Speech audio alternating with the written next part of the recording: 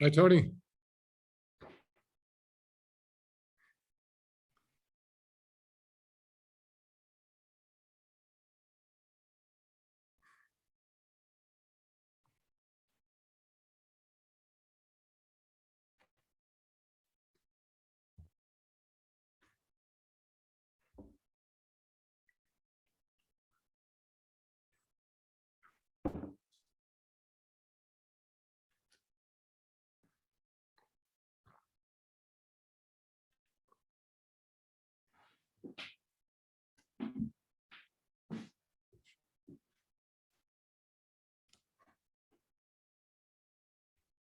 Hello.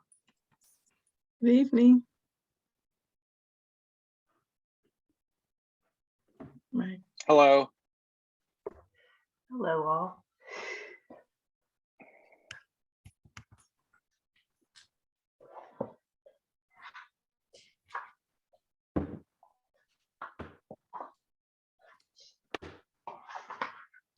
Take that.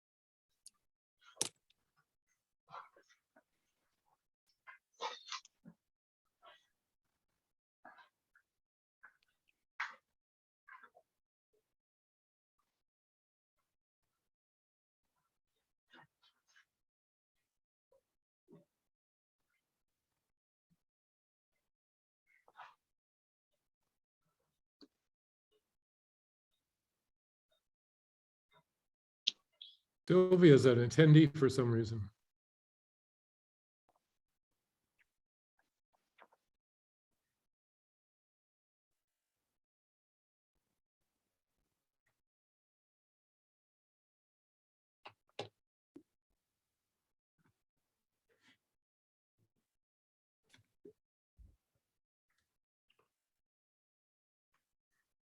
And there she is. Thank you. Sorry, I didn't have a link, so I thought I would just join as an attendee, and I sent a couple of texts. So, well, I guess we're ready to start. So I see everybody here. So thank you and apologies for the delay. I am KPPCSD Board President Sylvia Hassai, and we're going to call tonight's special meeting of the KPPCSD Board to order. I'll ask the clerk to go ahead and take the roll.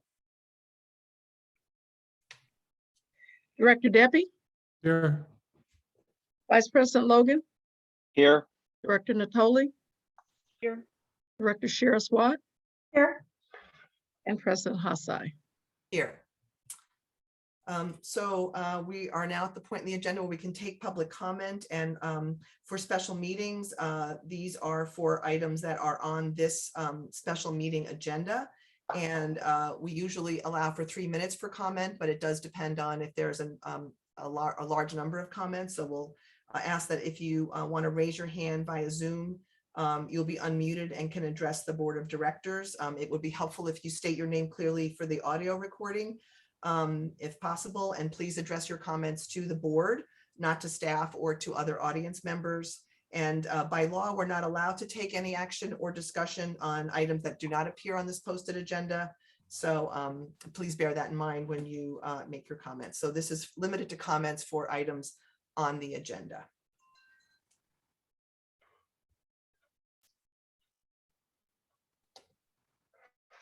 Okay, we're going to ask everyone to raise their hand at this time. And I see that Mabry Benson's hand is raised. So Mabry, you should go ahead and be able to make your comment and then go ahead. Okay, I've lost my agenda, but it was not clear to me that comments could only be made on items on the agenda. And I have a comment about our building situation. Well, I might ask the general counsel that since we are considering the temporary district location, if that would be permissible comment.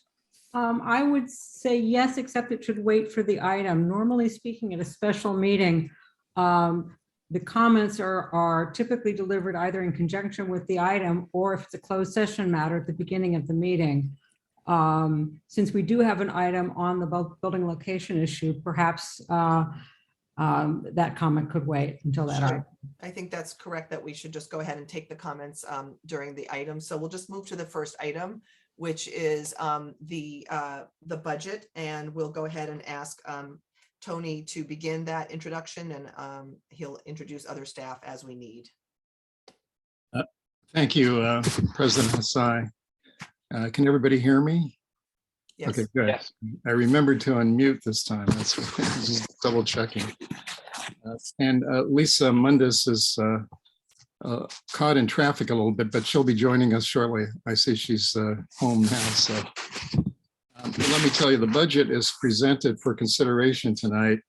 It is a balanced budget, which is probably the most important part of a budget in the budget process. And it has it's broken down into certain areas. The first area is the police department, and we're fortunate that the police chief is available here to answer any specific questions about the budget related to the police department. The other sections are the parks and recreation section, district administration, and waste removal. We do have a separate section for capital improvements, as has been done in the past. Now, I was going to cover just the major highlights of the budget, and then I'll turn it back to the board. If the board would like to ask questions or how you'd like to review the budget, we can do it section by section if you'd like, or you can focus on just the key items in the budget. The first key item, of course, is that it's a balanced with a minimal surplus, but too many of our budgets in local government today are not balanced, unfortunately. The second change that I wanted to point out to you is account 561, which is they've been combined, the police vehicles and operations and maintenance are all combined in one item now, account 561. This is the recommendation by the police chief to better control costs and to have them grouped together in one item so we know what the total costs are. We have two new items here. We have put in a 5% reserve in account 951. It's in the past, a reserve has been recommended, but I don't believe a reserve has been set aside in the past. I'm not sure about that, but it is a good practice in government to have a reserve. That's really for future projects. Some people call that a rainy day fund. So if there's a sudden emergency or something that unanticipated that's of major significance to the community, then that fund would be available. So it's not used at any other time. And then we've also included a 5% contingency. Now, they're both 5%. That also is new. The contingency. Can you all hear me? Yes. And thanks. Welcome, Lisa. And the 5%. I can't hear anyone else. Hold on one second. Okay. The 5% contingency is can be used during the year with in general, that's a council approved or a board approved item. So it cannot be accessed without approval of the board. It is for unanticipated costs, and that happens almost every year. There are unanticipated costs, and some of them are high priority. So we have that set aside that can be used with the approval of the board. And then when we did the budget, we talked about the temporary office move. and what funding should be set aside. We had no estimates. We had only rough numbers and really just guesstimates. So I put aside $100,000, and that's an account 982 for the temporary office move. And that, as it turned out, we do have an item on the agenda for tonight that just came in, and we had to do a supplemental agenda.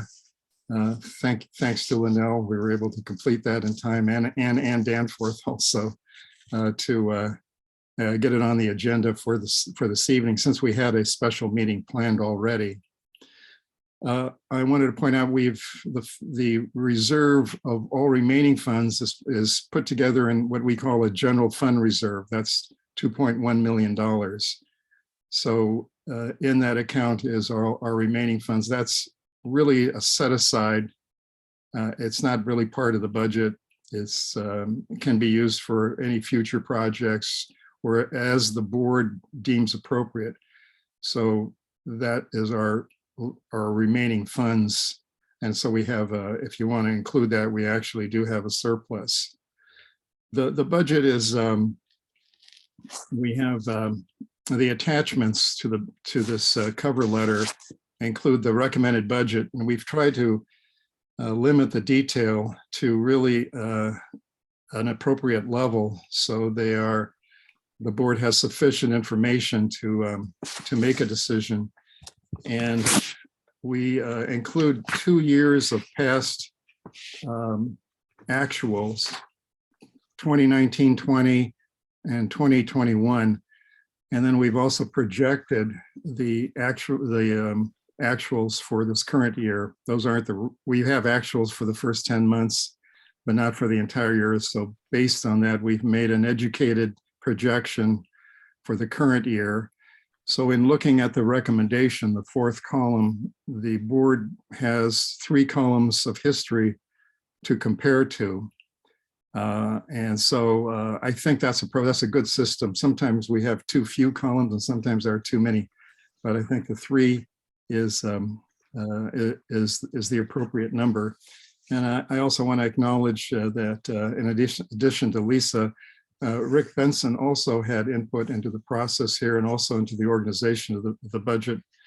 And so we worked together as a team for several days, let's say, to fine tune this budget. And this budget includes the latest information we have available. As the board is aware, the numbers do change regularly. Every day there's some change, some minor change. Sometimes they're major changes. So this includes any changes that happened in the last week that we were aware of and could put in the budget. We did put them in here. We do have a new position that I want to call attention to, and this is the what we call an administrative services assistant. We do have an administrative assistant that's a temporary position the board has approved previously. It used to be a permanent position, and now it's a temporary position. So we're recommending a permanent position of administrative services assistant and making it full-time at the same, in addition to being a permanent position.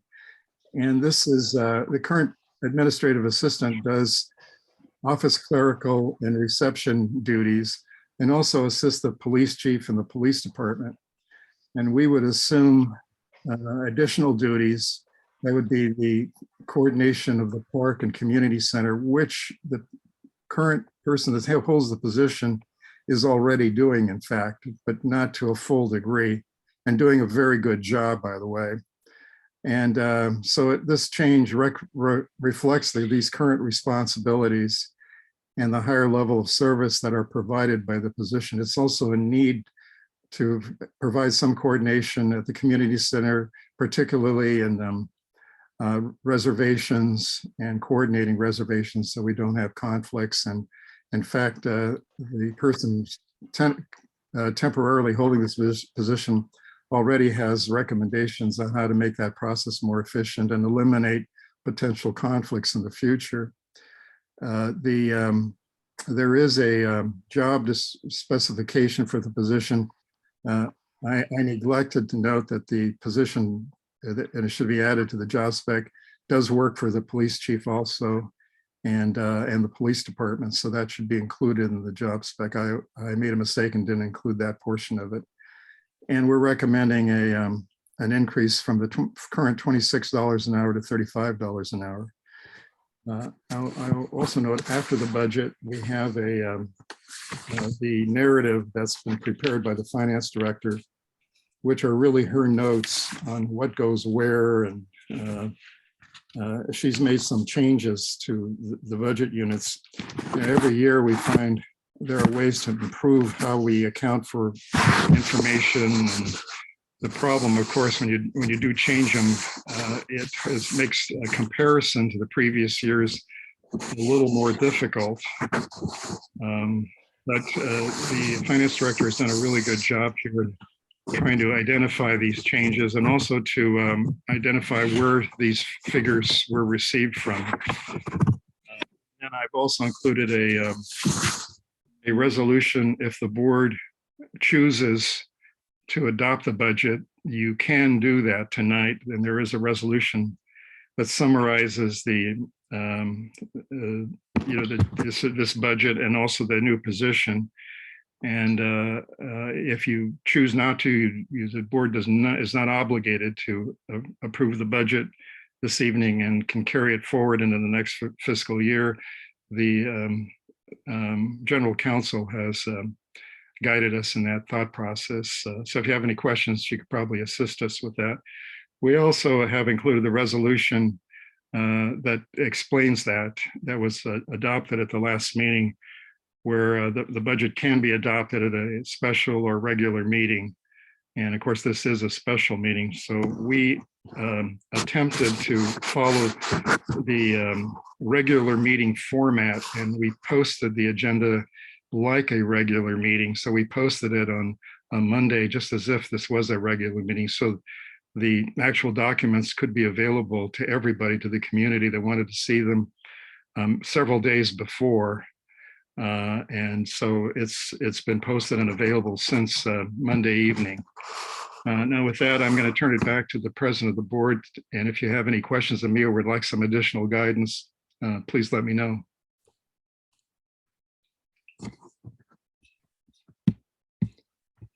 Sorry, Sylvia, we can't hear you. Sorry.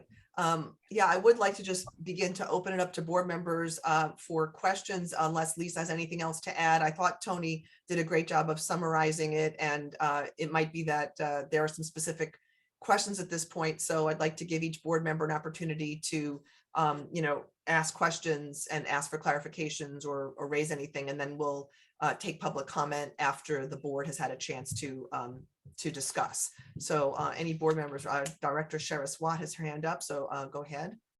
I just want to ask a procedural question. Do you want to go board member by board member, or would you rather go like page by page? How work?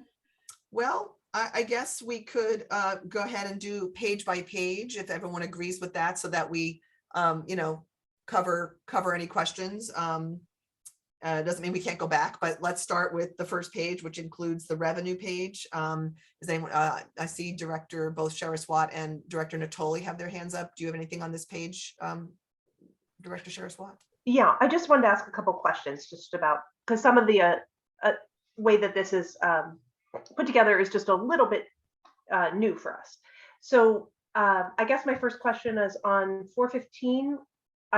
Lisa, I'm just wondering, we're assuming there's a $25,000 bonus that's coming in this year?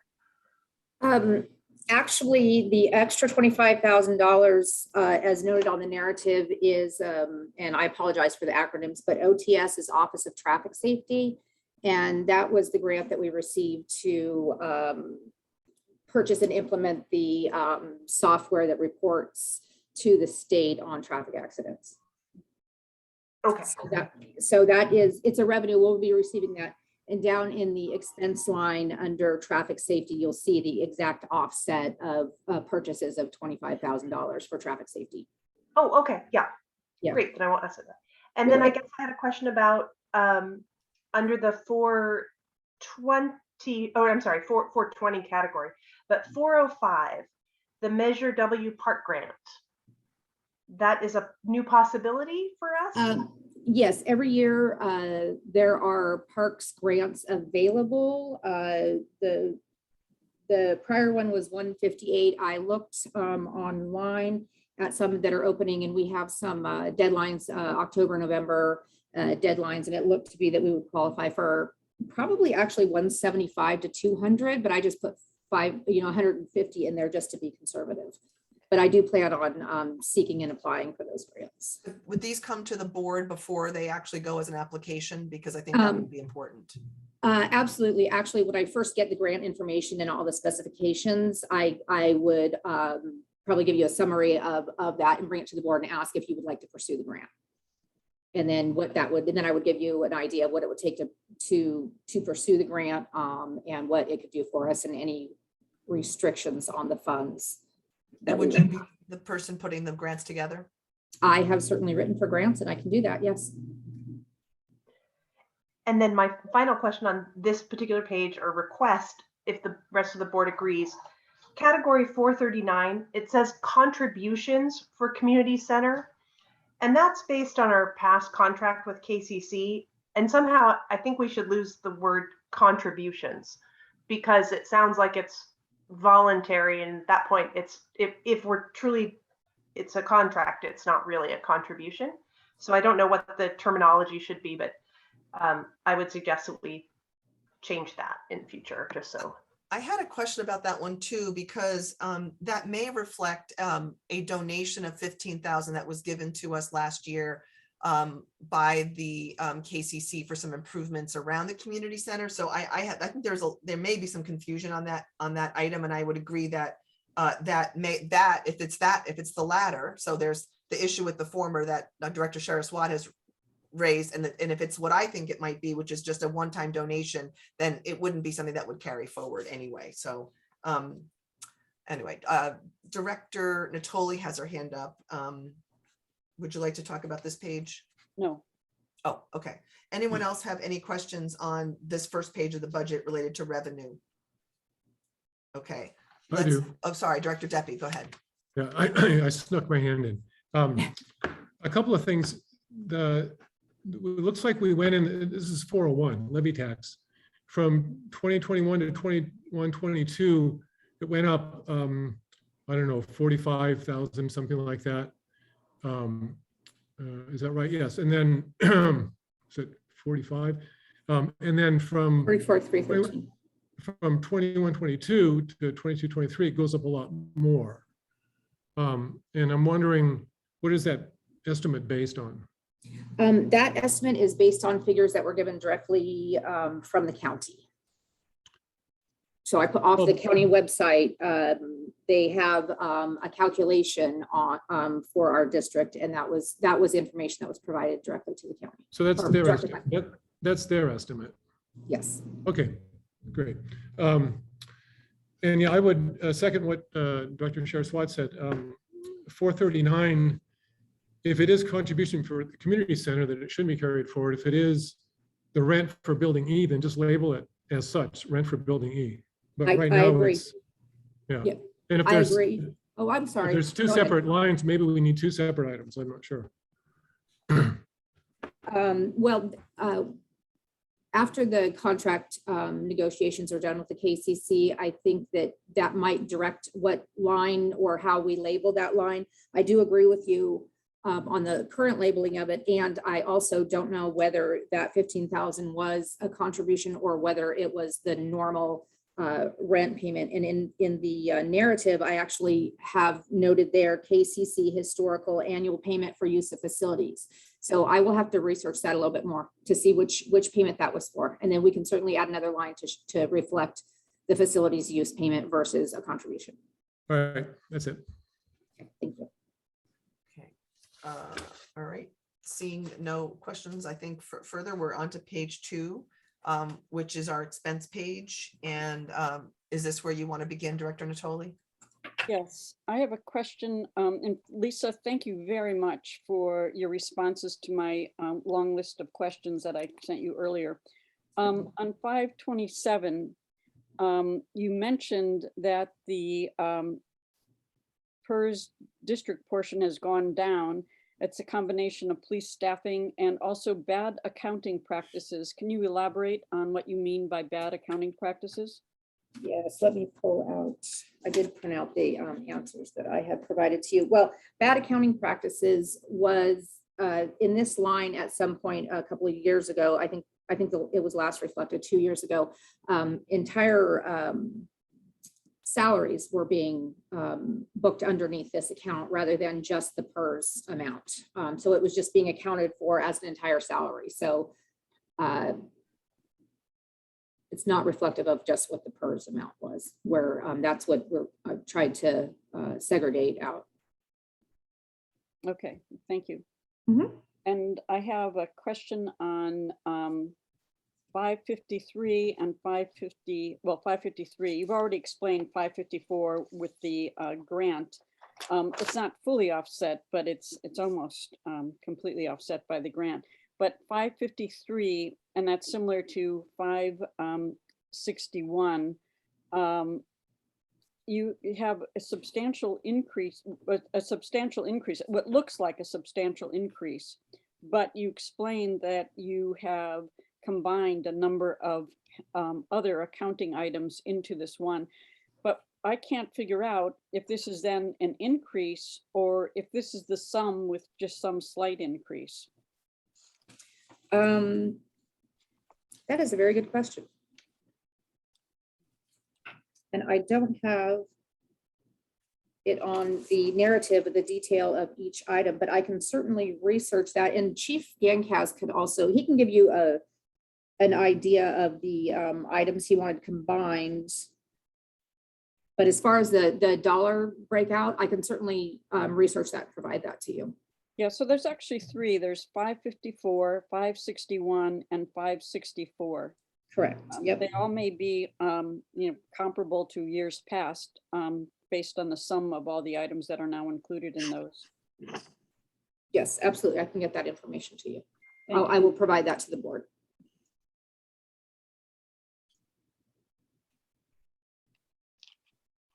Oh, no. Hold on a moment. Something has happened to my screen. Oh, my goodness. Hold on a second. Okay. Is that it for you, Director Natoli, for this page? For this page, yes. Okay. Director Logan? Yes, I have a question on 529, the pension obligation bond payment. I thought that it's a steady amount each year. Am I incorrect in that? It's gone down. It's about $20,000 less than projected for last year. Is there a reason why that's going down like that? It is probably because of the reduction in our staffing and payroll, because it is obviously based on payroll, and it would be the police department. So it's a reduction in staffing. I can look up the details of the actual decreases if you would like. I would like. I thought actually it was just a straightforward. We took the bond out, and then we're paying it back, and we have a payment schedule. Is that not? Am I incorrect in that assumption? Well, I believe that it fluctuates a little. Well, I think you're right. I think that what I wanted to just say, my recollection is it's not that it's a steady payment, it's that it's a known amount. And that was why it was preferable, because we could plan for it. And so I think it does go down a little bit, then it might go back up again. But the fact of the matter is it is a known amount every year for budgeting. That's my recollection. All right, as I do recall, I believe actually it fluctuated maybe for the first few years and then hits a steady point or something like that. Maybe that's what I recall. I guess it has to do with an adjustable rate on it for the first certain amount of years. And so I think that the principal gets booked as a steady amount, and then the interest is different. Okay, all right, so thanks. It could be. I can research that, though. I will certainly research that. Just to make sure that we have it all in the correct category. Okay. Director Deppie? Right. I guess the 561, I would prefer if you're going to combine sub-accounts, just make them sub-accounts and then have a, a parent account that will show you the total. But I think it's going backwards to try to take what we had somewhat fine-grained reporting into just one big account, just so you could see the total. It's easy in QuickBooks or whatever to, again, create sub-accounts and see what the total fleet expenses would be. But now we've lost visibility in what those individual amounts are. And so I would prefer to go back. And I think in general, even though maybe change sounds nice, it can be confusing for accounting. So even though we might have accounts that aren't perfect, I would prefer that they stay that way unless there's a really good reason, because we've got now the situation where supposedly these accounts are just renamed and reconfigured. But if you look at the expenses, 2021, 2022 is 321 and 2022, 2023 is 545. So there's obviously a big difference somewhere. And right now we can't see where it is. And so I'd like to know exactly where those differences are in detail. But also I think just in general, if the saying, if it ain't broke, don't fix it. I think for accounting systems is really true. It might be nice to, we wish we had this account or that account, but once we've agreed on something, I'd prefer not to change it unless it's a good reason, because again, now we have no idea what these numbers are saying, and that's kind of problematic for a budget. So I would like to know where these numbers are really increasing. IT is up, what, almost 50,000. There's some numbers in there that I'd like to know and have some explanations for.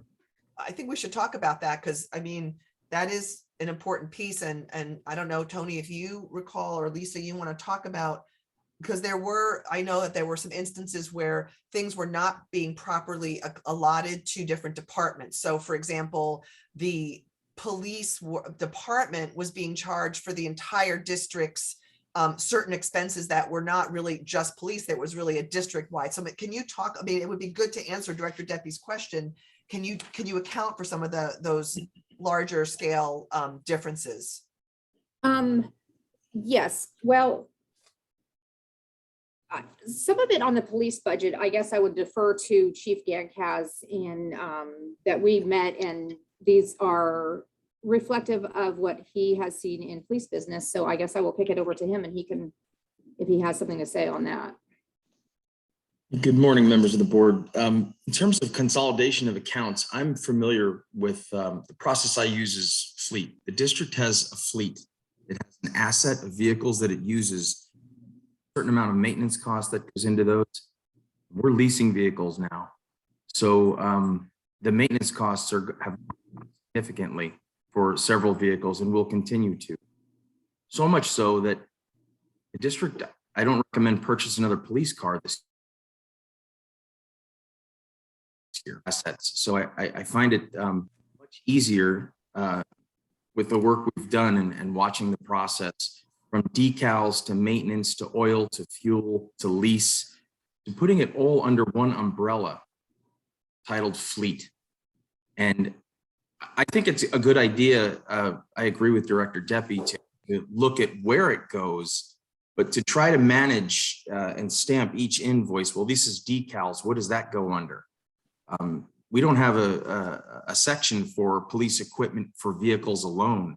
So if we could put these items under a fleet category and then finite them down from there, I think that is probably much easier for me, who's looking at every single invoice that comes across for a vehicle, including all of the fuel bills, to consolidate this under one account. This is the district asset. It's a fleet. And this is what it costs to operate each year. It's going to go up, it's going to go down, but in the future, I foresee it going down considerably. So that's the thought process with fleet. The same thing with police equipment, travel and training. It's all combined into one. Previously, there was travel and then training. Post reimburse for both. So it's a one expense type of thing. This is what it costs, and I don't think there's a problem in deducing those down, but to continually put different things and trying to figure out, well, where should this one go? It's all a fleet expense. Are there ways to, for example, I mean, tag them in the accounting system? Because one of the things I think that is important in a fleet, is the maintenance issue, because and this is with your own personal car, you know, when the maintenance starts to get too high. I mean, this is again, part of why a replacement schedule is desirable, because it doesn't always just depend on what the maintenance cost is. It's just kind of a regular practice. But I mean, you're the one looking at them, you're the operational person, so I'm not arguing with that, but I just think it's important that you have the ability to sort of have that insight. Absolutely. President Hasai, we submitted a replacement apparatus schedule last year, and we are absolutely on the mark with that replacement schedule. In fact, we're a little bit advanced, and we have such a good fleet manager running the program that I don't think we need to liquidate one of the cars that we have. It's in that good of condition, which is why I don't think the district should purchase another vehicle this year. It would be great to include that replacement, you know, schedule. You handle the police part, the district may have its own. It would be good that if in the future that was part of the budget, because I know that was of interest to board members, and if that is changing or updated, it really should be reflective. I think it would be a good practice once a year to include it in the budget, because it would, you know, force everyone to take a look at it. Director Deppy, did you have more you wanted to talk to? I mean, I guess the other question I think we all have is, you know, can somebody account for that, you know, the majority of that difference? I mean, if you're looking at, what was the difference you identified, Director Deppy? Oh, it's 321 to 545. Yeah, I mean, what are the big items that are accounting for that? I mean, right there is the 140K in that fleet expense. I'm sorry, can you give me those numbers again, the line, which? 550 is the line. Yeah, you're basically looking at the total police expenses, and the difference is, you know, this projected year is 321 and next year it's 545. So, you know, how do you account for, I mean, maybe as we go through too, one of the things you'll see is, I noticed that Salaries. the traffic, there was one, the police equipment and supplies was actually increased by quite a bit. And maybe we didn't even really have much of an item in there before. That was one of the categories that looked a little falsely inflated, because it was a combination of a couple of accounts. That was incorporated some new uniforms, equipment, and it was, again, like Chief Gankaz said, it was taking a bunch of, you know, very detailed little categories and rolling them into police equipment and supplies. So again, we're not like, you know, a bullet, a gun, you know, like, you know, booking them all in, because from an accounting perspective, like he said, stamping and writing all these different things is difficult. However, what I can offer is that included in the monthly meetings, I can do a breakout of these combined categories, and so that you can see what we're spending on leases, what we're spending on maintenance, and you can see on a monthly basis in the monthly meetings, if you would like that. Well, I think that still haven't answered the question about what is accounting for or what different items are accounting for that big jump. Because if you just roll a bunch of sub accounts into one big account, that doesn't increase the cost at all. So there's something that's jumped from 321 to 545, or probably multiple items, and just curious what those are. Well, if you look at 502, the salaries is a big one, because we're now budgeting for full staff at Top Step. That's a subtotal, isn't it? It doesn't roll into the 550. No, it doesn't. No. That's on the, which number are you looking at? Oh, you're looking at the bot, the 550. Page 3. Yeah. Page 3.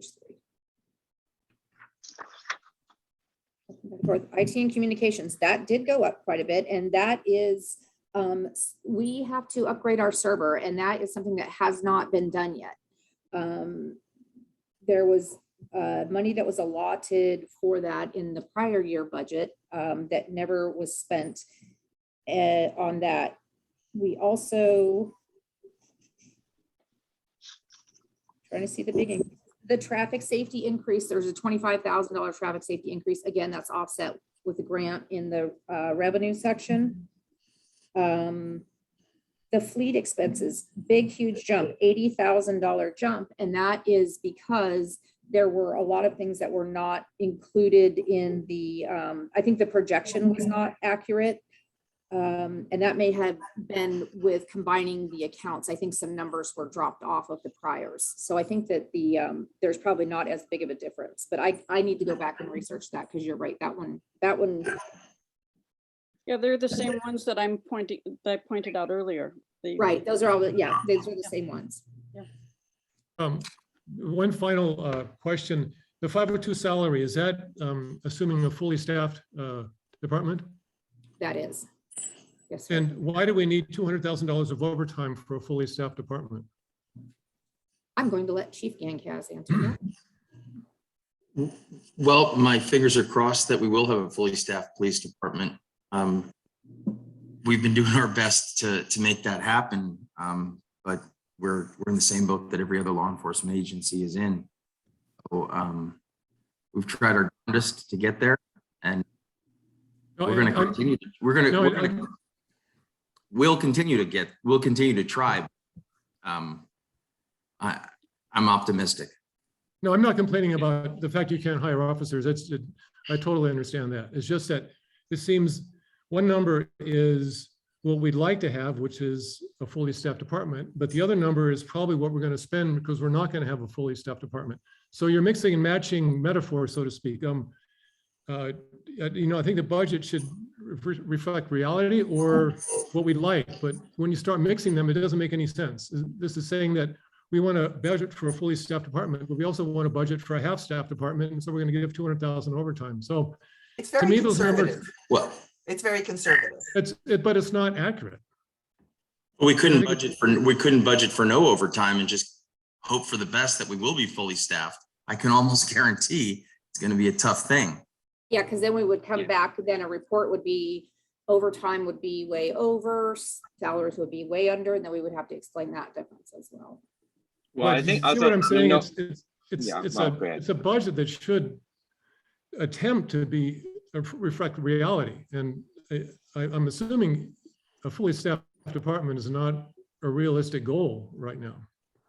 So what is realistic? 8 officers, 7 officers? I mean, again, if we're just throwing numbers out on the wall, then we might as well just put any number on these things.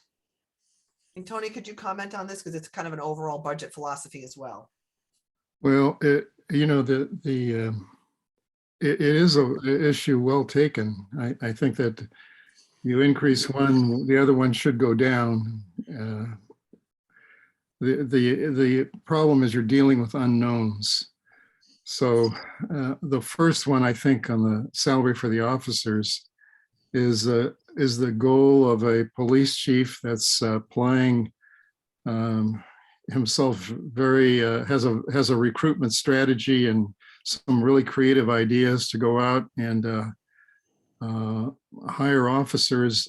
And it is unknown how well he'll succeed. He has some success here, but we're trying, for example, to attract lateral transfers, which would be really, Kensington would be an ideal place for laterals. And we're positioning ourselves in the market where that is more possible than ever before. So how successful we'll be is just an unknown. It's his goal is to have a fully staffed department and to try to attract laterals, and has a strategy here, has made some contacts. Will we have success or not? It's hard to predict. We put it in the budget as if he will be successful and we won't have to come back to the board. But if he is successful, I think the case is probably a very good case that overtime will go down. Overtime is very difficult to budget. It's just, it's one of those line items that you use when you need it. And if you need a lot of it, you have to budget for it. You have to spend the money. So it's almost a guideline. You recall in past years, there were huge amounts of overtime too. And, so what we could, it's really the chief, it's just a guess. The $200,000 is based on previous years, but the salaries is based on a goal of attaining a fully staffed department. The overtime difference okay. is only 20,000 between this year and Yeah. next Yeah, year, so right. that's kind of small. So I Is I the, think the can point's I well taken, interrupt? but Okay, can I interrupt for a second? Just one second. Just just want to say, is the salary line, the 1.1, is that based on basically being fully staffed starting July 1st? Are we basing it on that, or is it, because obviously even if, we get fully staffed this year, it's going to be incremental. It's going to, so is that how is that figure derived? I believe that's accurate. You have to check with Lisa, though, who crunched the numbers. So fully staffed department starting July 1st? Starting that- July 1st, it was an assumption of a 7.5% increase, and fully staffed 9 officers. Okay. So more than likely, if a number were to be adjusted, it would more likely be that number per se, even if we just, like I said, even we get fully staffed for the year, it's gonna, it's not gonna all happen July 1st. So it's Right. probably, that one would be I would think that the one that would change more than maybe the 200,000 or something like that. Because if we want, I think we should at this point, as we said, because of what, of the difficulty in getting officers and just the time it's taking, that we should probably, I would think, keep the overtime the way it's projected. But if we need to make adjustment, I think maybe, maybe that should be maybe adjusted down, or unless we just want to keep a conservative projection on it and leave it where it's at. But I mean, because I don't want us to fall short. if you look at the last, the numbers that we have in front of us, 2019 to now, it pretty much fluctuates between 800 and 1.1. And so maybe you just take an average between those two and come up with a slightly lower number, which is probably a little more realistic, but yet not so worrisome. Yeah, well, I mean, I hope we're in a position to spend every penny. So I mean, Okay, I'll adjust that. I mean, it's not directive, it's just an idea. I mean, no, yeah, I it's just for me. I mean, I don't mind us keeping that number and assuming, fully staffed and being, in a sense, if anywhere we're again conservative in our numbers, I think that's a good place to be. I think. I see Director Natoli has her hand up, and Director Sharaswat as well. Not for this page. Director Sharaswat. If Mike wants to keep going, he can, but. I'm done. I'm done. That was a point. Oh, okay. I thought that was a great point. Yeah. Otherwise, I mean, I agree with Mike. And that, I mean, that's kind of a 502, 506 are maybe something that's kind of a mid-year budget review, definitely too, where you're like, okay, now we know where we are. But in the past, like we've sometimes thought, okay, we're not going to get staffed until October or something like that. So we're, but that I think is Chief Gankaz and Tony will know more. Just 2 comments on this page. One, regarding fleet expenses. I think part of the idea of kind of breaking it out is that, Chief Gankaz, we don't want you to hide your light under a bushel. You've done really well. This is really amazing. We're really happy. And we want you to be able to show off to the community, like, fuel prices are crazy. This department has really controlled them because they proactively got hybrid cars. And so we just want to make sure that you can highlight that because you deserve the credit for that. So I think that's part of the breaking it out maybe on occasion, and maybe it doesn't happen in this budget, but maybe we go in, to more detail another time of the year. And I'm sorry, Lisa, if you could again explain 564, that jump. My audio had a little problem when you were saying something about that. Okay, let me look. 564. I think that was a new server. Yeah, the new server. Yeah, IT, and it was a combination. We combined the IT and communications expenses. And then that encompasses, again, there are with the police, the communications, there are so many different little softwares and this and that with all their communications. And we just kind of rolled it up into one. But again, Okay. your suggestion of doing a review, one of the things I was going to suggest at this meeting is because there are so many changes and so many unknowns as GM Constantouris pointed out, that I think that going to a quarterly budget review might be a little bit more advantageous rather than just a mid-year review. And because we have these, immediate goals, the chief and staffing up, and we have these moving things going on. We have so many moving parts that I think that going to a quarterly review would be more helpful. I also wanted to respond to Director Deppie's comment about the sub-account, which I think is well taken, that it's hard to compare whenever you make changes. If you change the accounts, it's hard to compare them year to year. What I have found, though, is the sub-accounts, if you have too many of them or just a number of them, charges aren't properly put in the right account. And there are a lot of errors in we have the numbers, but the numbers are incorrect when you have too many sub-accounts, and to manage them becomes a little onerous. Whereas if you can account them properly in one account and allocate them to the right column, it is a little easier to manage. And I think that was what the chief's intent was. But from a board perspective, I can see how it is hard to compare it year to year. And I want to also ask Lisa on police equipment and supplies. If I'm reading the columns right, you show 0 projected this year. Do you see that? That's 553. Yeah, that was an error, and that is what happens when you combine categories. Sometimes is that they don't translate over, and that was just an error. It probably picked up the category that we hadn't been using, and it picked up that number in that line. But I can certainly, that will get updated. So that account wasn't being used. It might have been, yeah, it might have been that an account was not being used, and that was what we rolled up. But any errors like that on here as we go forward, like the budget reports and things, those will show out. So that's 28,000 more compared to last year. But not really. Because of that.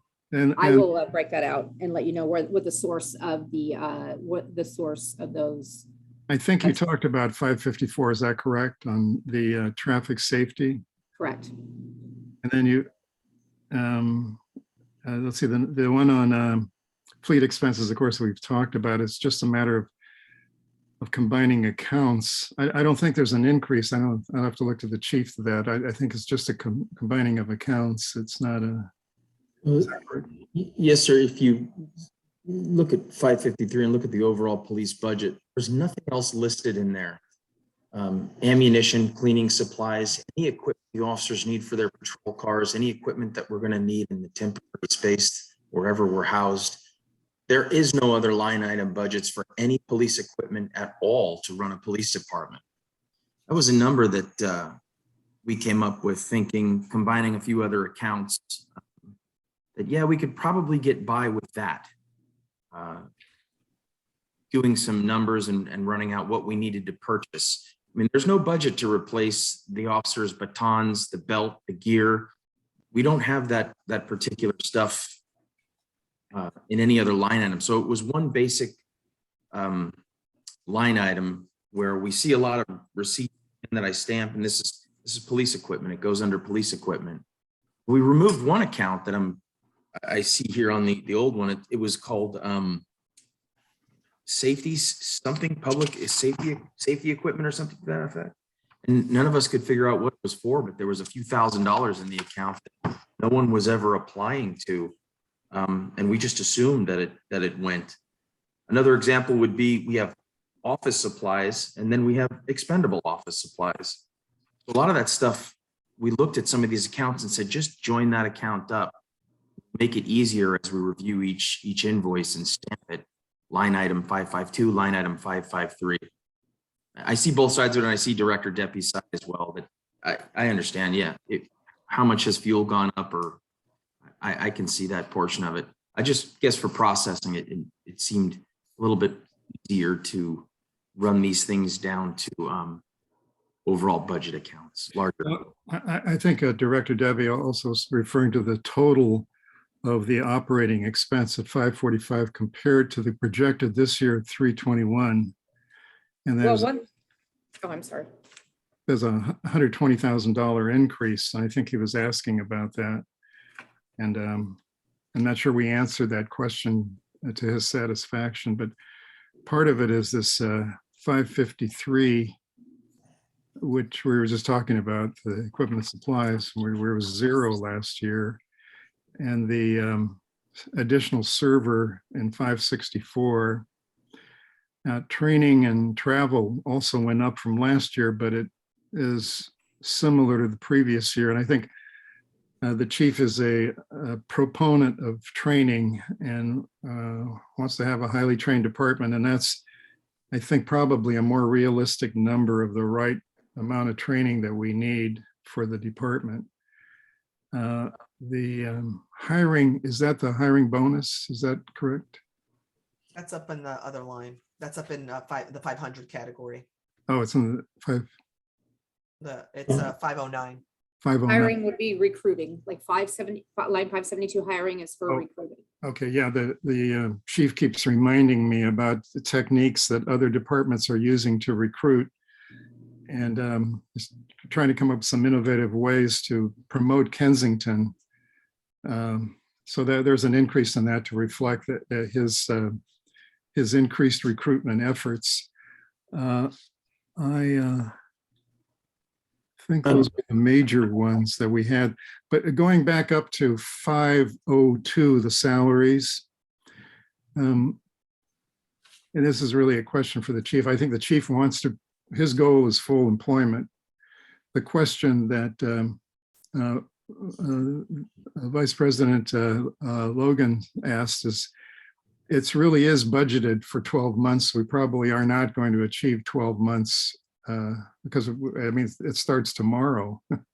So that number is probably not a realistic number for the coming year. It's a goal, more of a goal than a. And so, and there was a suggestion of maybe taking an average between let's say the last couple of years, 2021 and 21, 22, and using that as the number to put in that for 22, 23. Would that work for the chief? Is that, did you follow me? And I think if you took off, I just did a quick calculation. If my numbers are right, I just divided 1103, basically 1,103,000 divided by 4 quarters. And assuming you're not fully staffed until October 1st, July, August, September, you would take off 275 from this number, and that would give you fully staffed beginning October 1, for example. I have to look at the chief here and see how he is. Well, yes, sir. I just go 572 hiring is not. I appreciate how creative it can be. I'll tell you what, the Highway Patrol is hiring 1,000 police officers. That's what we're competing with. So a lot of that hiring too is the cost of background expense. The cost of completing a police officer background has gone up significantly. And oftentimes that background costs several $1,000s before we find out that that person is not going to work in Kensington. So, well, Is that part of the salary line? 572. No, 50. I'm talking about 502. Yes, as in terms of salary, if we can be fully staffed, the overtime becomes non-existent. I would say 50% of our overtime is used to backfill for short staffing. We actually have a category with the officers apply, and I can offer that every Wednesday we have 4 hours of overtime for 2 officers, for a total of 8 hours of overtime to backfill a gap.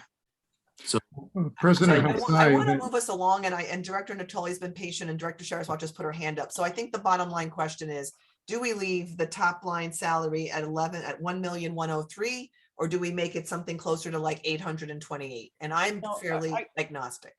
I say leave it, because this is a guess. It's just a guide. It's not something that's going to be carved in stone until June 30th of 2023. Lisa suggested a quarterly review. I think that's the best way to do it. It's just a guess. Okay, Director Sharaswat. No, okay.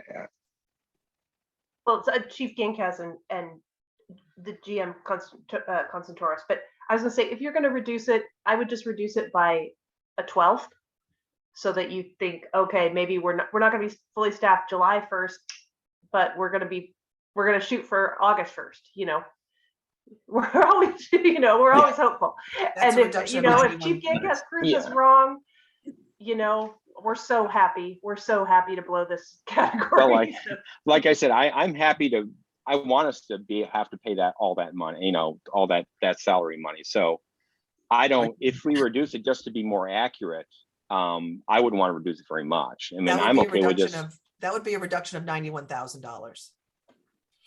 You Well, don't, and my thing on these are categories that don't have a lot of things in them. It's not like if the money does not get used, it cannot be used for anything else. exactly. It's not like office supplies and whatever. We can't just go buy anything else with this money. It's earmarked. If it's not used for salaries or overtime, it's gonna still be there and you'll see it. It's not gonna go anywhere else. It also does provide a very good guide to everyone to say, what is the cost of a fully staffed department? And we just look at that. And for salary, we look at that salary number, we know the answer. So I'm comfortable moving on and leaving it personally. If anyone else wants to Just to create follow an up on amendment, that, we can do that. I want to just to follow up on the president's comment that one of the problems, it goes back to what Director Deppie is, it's hard to compare year to year because what we're comparing to in the last 3 years are actuals. And what we're putting in here is budgeted. We don't know what the actual will be. And just because it's budgeted doesn't mean you're required to spend it. In fact, it's a budget philosophy for the entire budget. Just because it's budgeted, it's not necessarily spent. So it's hard to compare the last 3 years and those are actuals and we're at projected. Can I circle back to Director Deppie? I would like to just a quick, I pulled as of, somewhere in May, our vehicle fuel, I pulled a breakout. Vehicle fuel was at 12,000, vehicle operation, which is at 13,000, vehicle lease is at 42.5 thousand currently. So those are the three things that got rolled up into that account. And that's where we stand with those right now. That accounts for about 68,000 of that amount. And like I said, I'll have to go back and break out the rest of it to show you what Chief Gankaz had predicted that we would be using. So I do have the ability to break it out and I can definitely give that info to you. I just have one brief comment on this page before we move to another page, which is just I'm looking forward to seeing the contract for the crossing guard. That school starts in mid-August, so please keep an eye on that contract if that's going to be rebid to another agency or not, or whatever the case may be. But let's make sure that that's in place before the beginning of school. Is that a bid that the school is handling? No, we took that on for the community when the school district stopped reimbursing us for that expense. It used to be reimbursed to us. It is not, and there is no requirement that they pay for that. And that is a choice this board made to support the safety of the community to take on that expense. Thank you. I just wanted to, before we leave this page, I wanted to circle back to the fleet expenses and just where are we sitting with that then? Do we want to keep it combined as the fleet expenses and then have it, subbed out and reviewed quarterly? Is that where we're at, or that's what I do we think go the opposite, proposal or do we is. go the other way? I think that's the proposal, that in the budget it is kept like this, but that we review it in more detail anytime we want, including quarterly, but it can be broken out. Okay. All right, because generally that's kind of, I kind of like that approach as opposed to I think if, especially if the chief thinks that's a better way for him to keep track of the fleet expenses, I think that may be a better. I know I'm for that approach. I mean, I can sit there and look at gas prices and all that on as a sub account myself, and I know maybe it'll cause a little confusion looking backwards, but in a couple of years it'll be in line. I think that I like that idea approach, and opposed to having all these items all in the other, it makes a lot of items. That's all. Okay. Could you summarize that approach again, just so we're clear on what we're talking about a quarterly reporting? We're talking about a quarterly budget. I mean, it could be a review in the sense that we would receive it in this kind of a format and potentially with a little bit more breakdown on some of those, with some of those finer tunes. Right.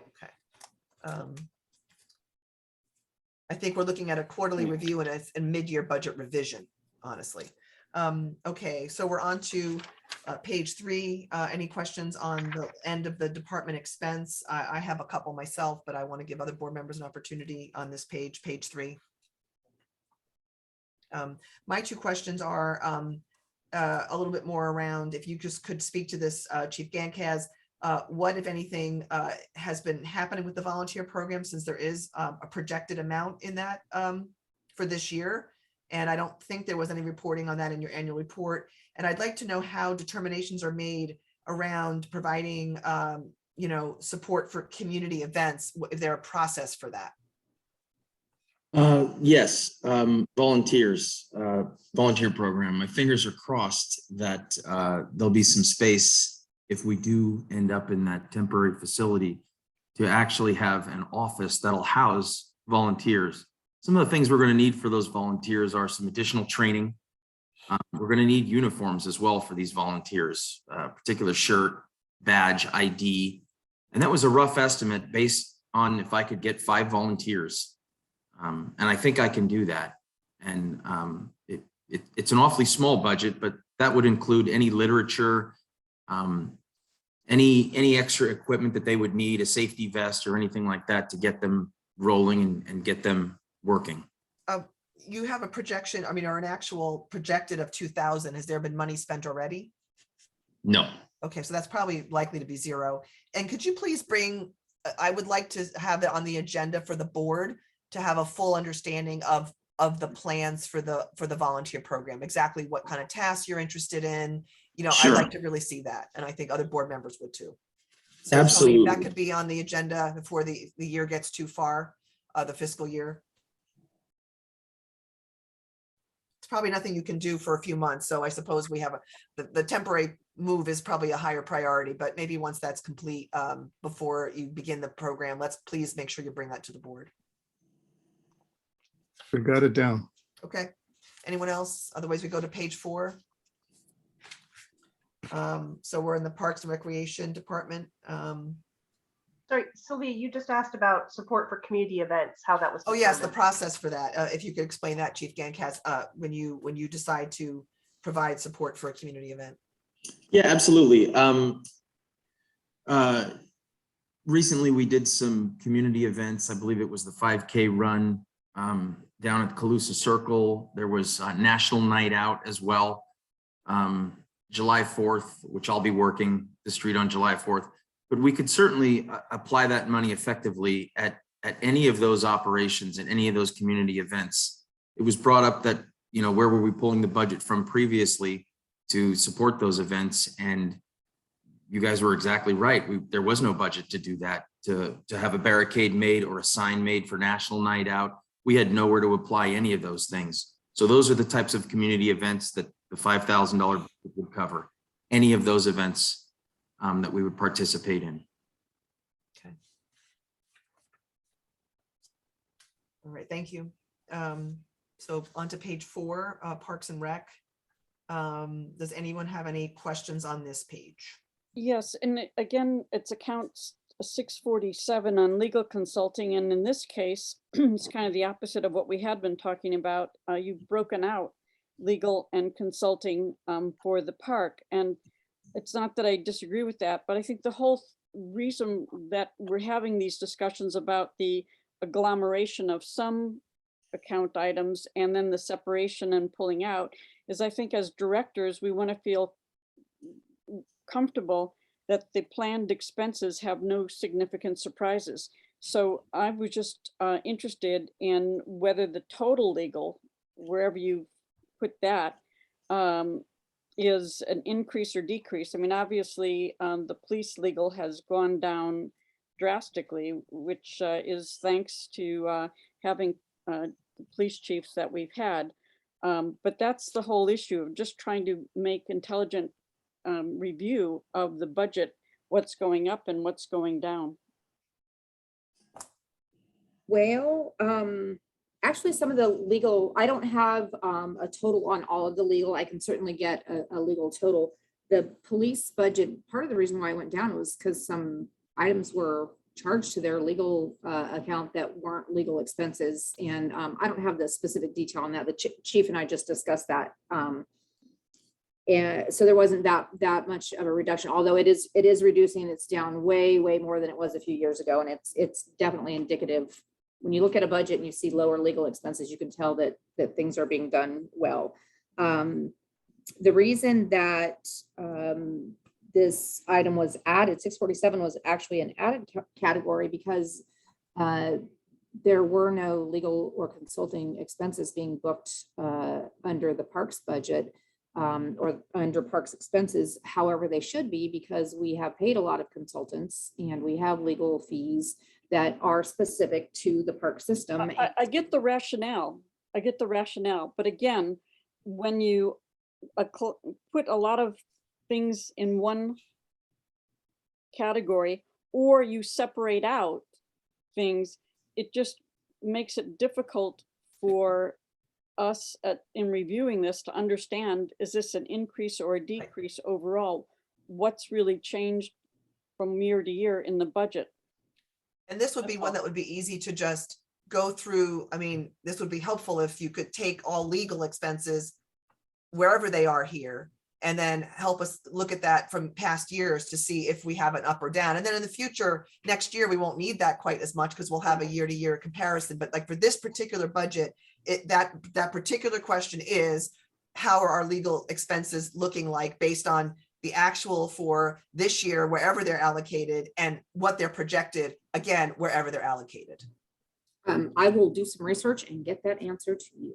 Thank you. I think part of the difficulty with this category is that I noted that some consulting is provided by attorneys. So is it legal or is it consulting? And so it's gotten a little mixed up in what category it's gone through. And it depends on how you define the category. Does legal involve a lawsuit or does it involve advice? When it's advice, sometimes it's in consulting. So the numbers are a little distorted in terms of exactly, what was going on. And I think that's why this was combined a little bit, but we can separate it if that's what the board prefers. I think it's just one question. It's really just trying to understand, are we having an increase in a certain item, or are we having a decrease in a certain item? And when you keep changing with every new administration, they always want to put their own imprimatur on things. It makes it very confusing for someone trying to review and do an intelligent evaluation. You want us to approve the budget. I'm happy to approve the budget, but I need to know what it is that I'm approving. Okay. Well, I can tell you that legal consulting is basically partially, it's a reallocation of some expenses that were booked to the district previously, and an estimation not an estimation, but a figure put in there as a placeholder for some upcoming legal review of parks issues. Going forward in true fund accounting, we should have every single expense separated out and allocated to the proper fund. And this adding a legal and consulting will help achieve that goal going forward, that everything that should be allocated to the parks will be allocated. And that helps going forward too. If you need to increase the taxes, you want to know what all your true expenses are and not have, the district covering it or the police budget covering it, because then you don't truly know, in regards to, needing to increase revenue. All right. Directors Deppie and Sheriff Swat have their hands, and I can't tell which one of you were up first, so I'll just go with Deppie because it's first in the alphabet. Thank you. I just have one main comment. I see that there's a annex expenses. I don't see a building E expenses. And if what we proposed in the KCC contract comes to fruition, where we are responsible for those maintenance expenses, then I believe we need a category for building E. In fact, we probably should get a building category for building E no matter what comes of the KCC contract, because it is our building. Sooner or later, there's going to be expenses there. So I would think if you're going to break out expenses for the annex and the community center, you definitely need to break it out for building E. I agree. And what I've done there in not knowing at all, again, like you said, until some things are sorted out with the KCC, I have no idea whatsoever of any expenses for building E. And so what I did was under on the last page, under capital projects, there was some money that from the fund balance that was allocated for park building improvement in the anticipation of any repairs that would need to be done or expenses that you plan to take on. I don't know what they are. I just put a placeholder in there for that. Right, of 95,000, which is, yeah, quite an appropriate amount.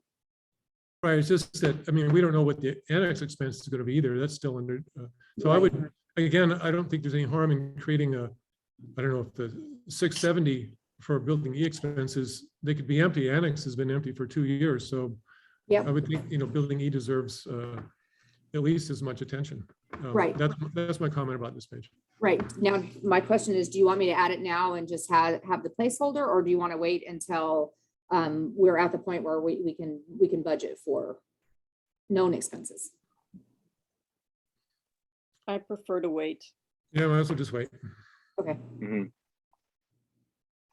Anything else on that page, Director Shara-Swat? Yep. Oh, I was just going to comment about legal. So what I'm seeing is 3 categories: 595, 647, and 830. So this is those are our 3 legal categories. Do you think that's right, Lisa? Do you think that sounds correct? I think it's only broken up into 3. Into 3. So I think we want. I think the goal here that we have a budgeted 22-23 total for those 3 categories of $69,000.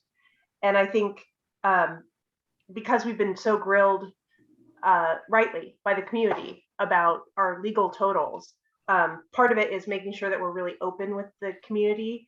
And part of it is that we also want to show folks that our 2019-2020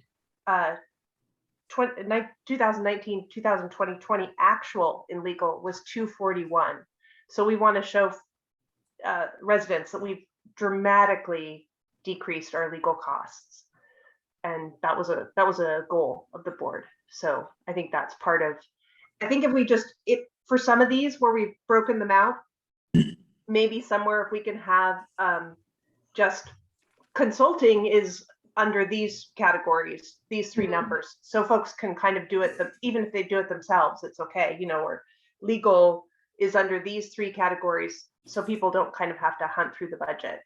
And that would go a long way to making sure that we're really being as transparent as we want to with the community. Right. It might be good that we could develop a little bit of a narrative that I know that you have this chart at the end, which does some of that, but I think we're raising some of these issues that, you know, we might be able to add a narrative to the budget that might help bring some of that to the fore.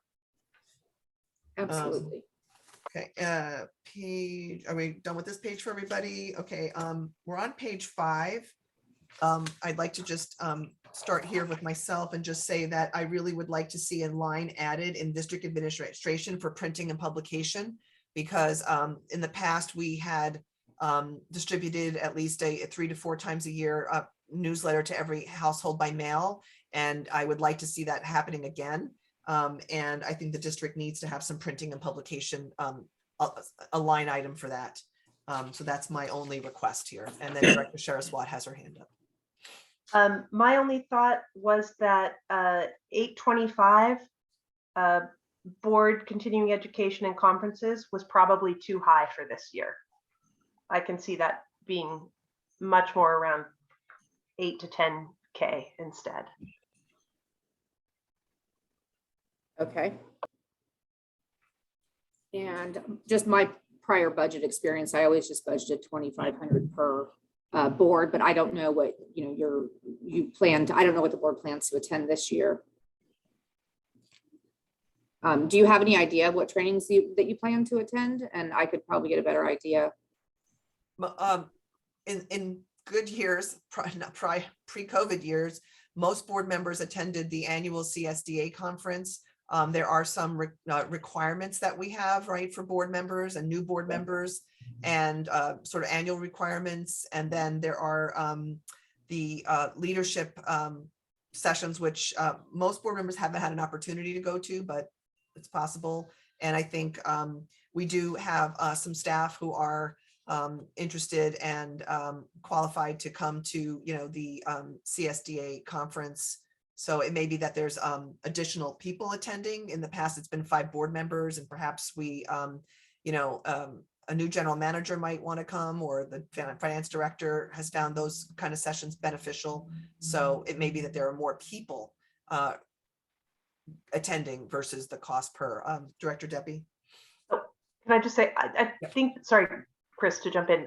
I think your methodology is right on, Lisa, but I know that our annual big conference is in August this year, and I think I already know that a couple board members are unavailable for that. Okay. So, Okay.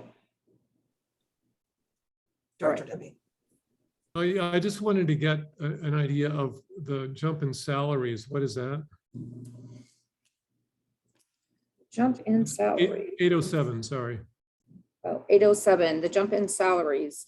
That is pay increase as well as accounting for the part-time position going full-time. That was with the assumption of those 2 major things. So the part-time to full-time, how much does that add? You know, I think GM Constatoris might have those figures. I'm not sure if he has again, because that got allocated out because the position will be spread across the 3, the district, the police department, and the parks departments. That was in the district administration salaries line would just be the allocation of that full-time position. And then again, the projected, when you're looking at the projected, that's only 10 months. That's not 12 months in the projected line. So we're looking at 10 months. So it's really not that much of a difference. In fact, Why is that projected for 10 and not 12? The projected. Oh, wait. Oh, sorry, that's projected. Never mind. Sorry, I was thinking budget. Sorry. Let me see my. Is that the actual for 10 months, Lisa, or is that projected for the whole year? You know, we switch back and forth between those so many times. I don't remember. I think that was just the 10 months or 10 to 11. That was not for the full budget. Well, approximately the salary increases, and this is just approximations here, it's about $20,000, and the increase in the position is another $20,000. So that accounts for, it doesn't account for the entire amount. That's why I was asking if that's just the 10 months.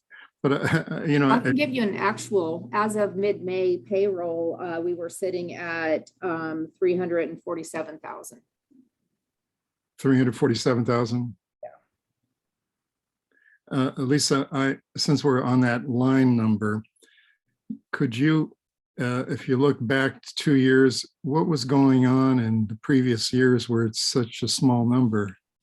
Oh, well, if you take the line below at 807 and 808, you can see where, again, bad accounting practices previously was entire payrolls being booked under the payroll tax line and being accounted for as payroll tax rather than just payrolls. So if you add those 2 lines together, they're pretty consistent. So it was in the wrong, accounted for in the wrong line, Correct. wrong account, okay. And when you say just general salary increases, what is that? The projected annual increase, we just COLA? projected a 7.5% increase as of July 1st. 7.5, is that something that we've that a agreed upon? COLA? I'm sorry. It has not been agreed to yet. It was just an estimation of areas. I was just pulling other district pay increases and budgets, and it was just a placeholder. Again, I would prefer to budget very conservatively and put extra in there. And if you decide that that's less, I'd rather pull back than have to add more money in. Yeah, it's, if it's just a number that you're throwing out just to protect ourselves, that's fine. But we had in the past someone get a big pay raise by putting a budget item in the budget. And I want to make sure that that doesn't happen, with this board. No. I don't think it would. It's an across the board percentage for everybody, just as an estimation. And There's based no- on the Bay Area living COLA. Yeah. Yeah, I can assure Director Debbie that is not going to happen, at least while I'm around. Oh, I'm busted. I was gonna give myself a huge pay raise. But it's, Don't laugh. but it is going to be brought to the boards for the board approval, but we put a number in there because it'd be wrong to not, show that there's going to be some increase. Did you put also the retirement in this? I think you said you did. Is that correct, Lisa? What line item is that?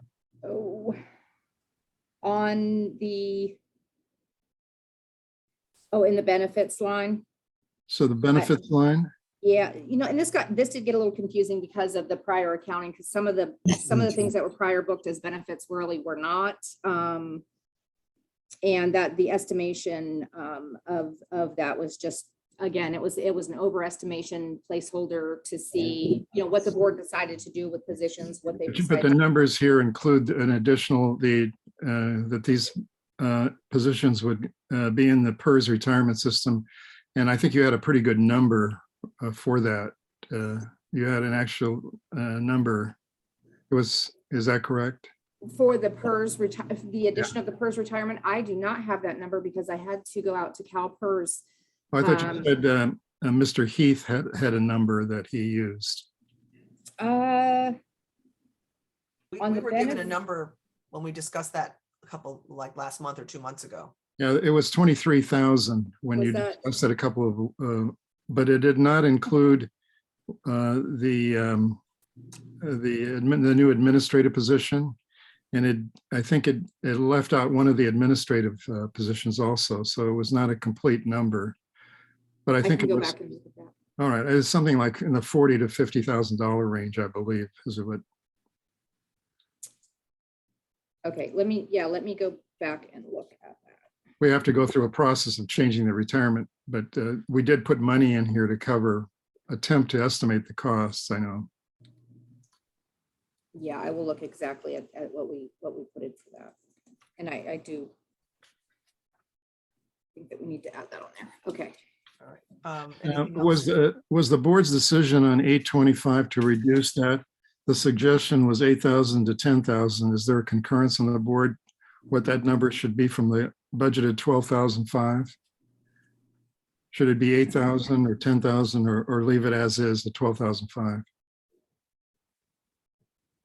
It's your best guess. I would leave it. I would leave it too. Okay, with the understanding it might not all be used. Okay, so we will leave it. And let's just make sure we do our revision in January. Mhm. 77,289. We're on page 6. Anyone have any questions, concerns? I have a question on the debt expense on 731, which is I assume the pension obligation bond interest. So that was a lump payment in 2021, 2020, 20 to 21, and there's nothing else at this point. Is that still correct? I saw 82,000 somewhere else earlier. There will be, and that I have not quite sorted all out yet. We did get some actuarial valuations in and some other documentation that I have not sorted through yet, and that is a little confusing to me, but I will get information and update that within the next 2 weeks. I think I'll have everything that I need for that. So 731, in your notes says, bond to reduce our unfunded liability, 82,000. So I guess my question is, you're thinking there might be an $82,000 payment. This is the interest, this is the pension obligation bond, correct? Yeah, there is. That's the annual payment on that. And I don't know if there's any interest on top of that or if that's just the steady month of annual amount. So that it's possible that the 2022-23 is going to go up to 82K, or that and is there Yes. anything happening this year? No, we just have a steady, Because it's zero for this year.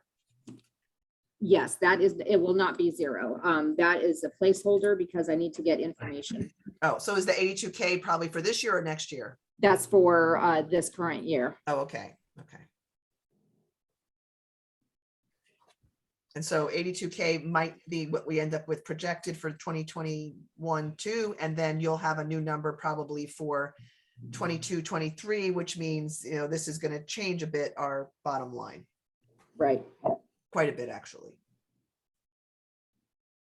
So, all right. I mean, that is of a concern because, well, it won't take us to zero, but it's a pretty big chunk of changing our bottom line, which is why you see then taking a little bit from here and a little bit from there to be more accurate, then helps the bottom line again. Yep.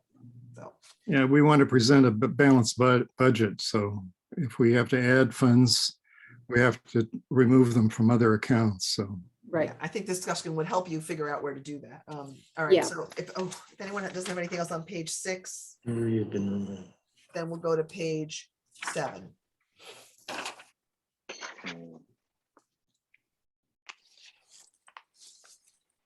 This is the capital projects where we talked about the reserve and the contingency and other, you know, estimates for capital expenses. Director Deppie. So it was unclear to me what the difference between, so this is just budgeting. They're not putting the money into a fund or into a special account. There's just a budget. So what's the difference between a 5% reserve and a 5% contingency? That was not clear to me at all. Well, I can answer that since I'm the one that put them in there. So the reserve is typically done in local governments when there are sufficient funds.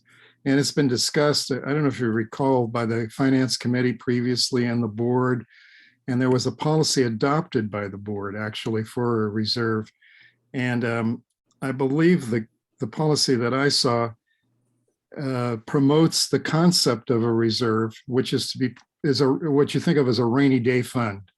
Let's say there's an emergency that happens years, next year, and you don't have funds budgeted, you can draw on this account for only that purpose. If it's not used, it goes forward into the general reserves. It just is saved for future years. But the policy did not have a percentage. And doing some research on percentages, I found that most of them are 5 to 10%. So I chose 5%. It was because since we don't have a history of having a reserve, I chose the smaller number. And that was the thought process for that reserve. It's not to be spent at all. It's just a set aside. The contingency are funds that can be spent this year. Well, let's say there's a project that comes up that the board is really interested in, but it hasn't been budgeted. So the contingency would be available if the board chose to spend those funds for that particular project, which we don't know right now if anything like that would happen. If nothing happens, the contingency goes back if there is a project that the board is interested in, there are funds that are available in this 952 account for that purpose. It's just a set aside for this year only. So that's the difference. So one is for future years, one is for possibly this year, if something should come up. I hope that was clear. Sort of.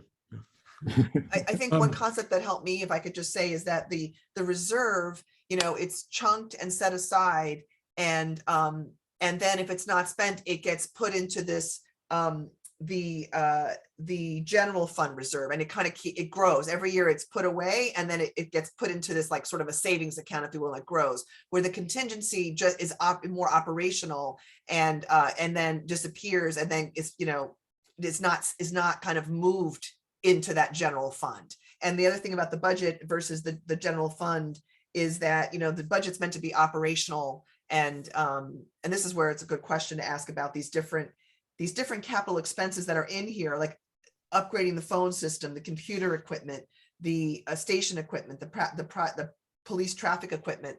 This seems to me like these are capital expenses that are potentially going to be spent this year. Anything except for the general fund reserve and the reserve 951 and 982 are really not to be spent unless the board approves them. These other ones are projected capital expenses, except for the contingency, if I understand this correctly.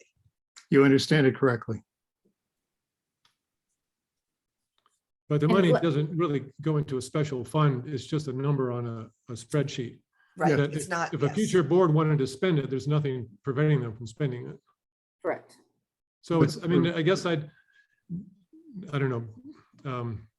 I understand conceptually the difference. I'm worried in practical terms, there's no real difference.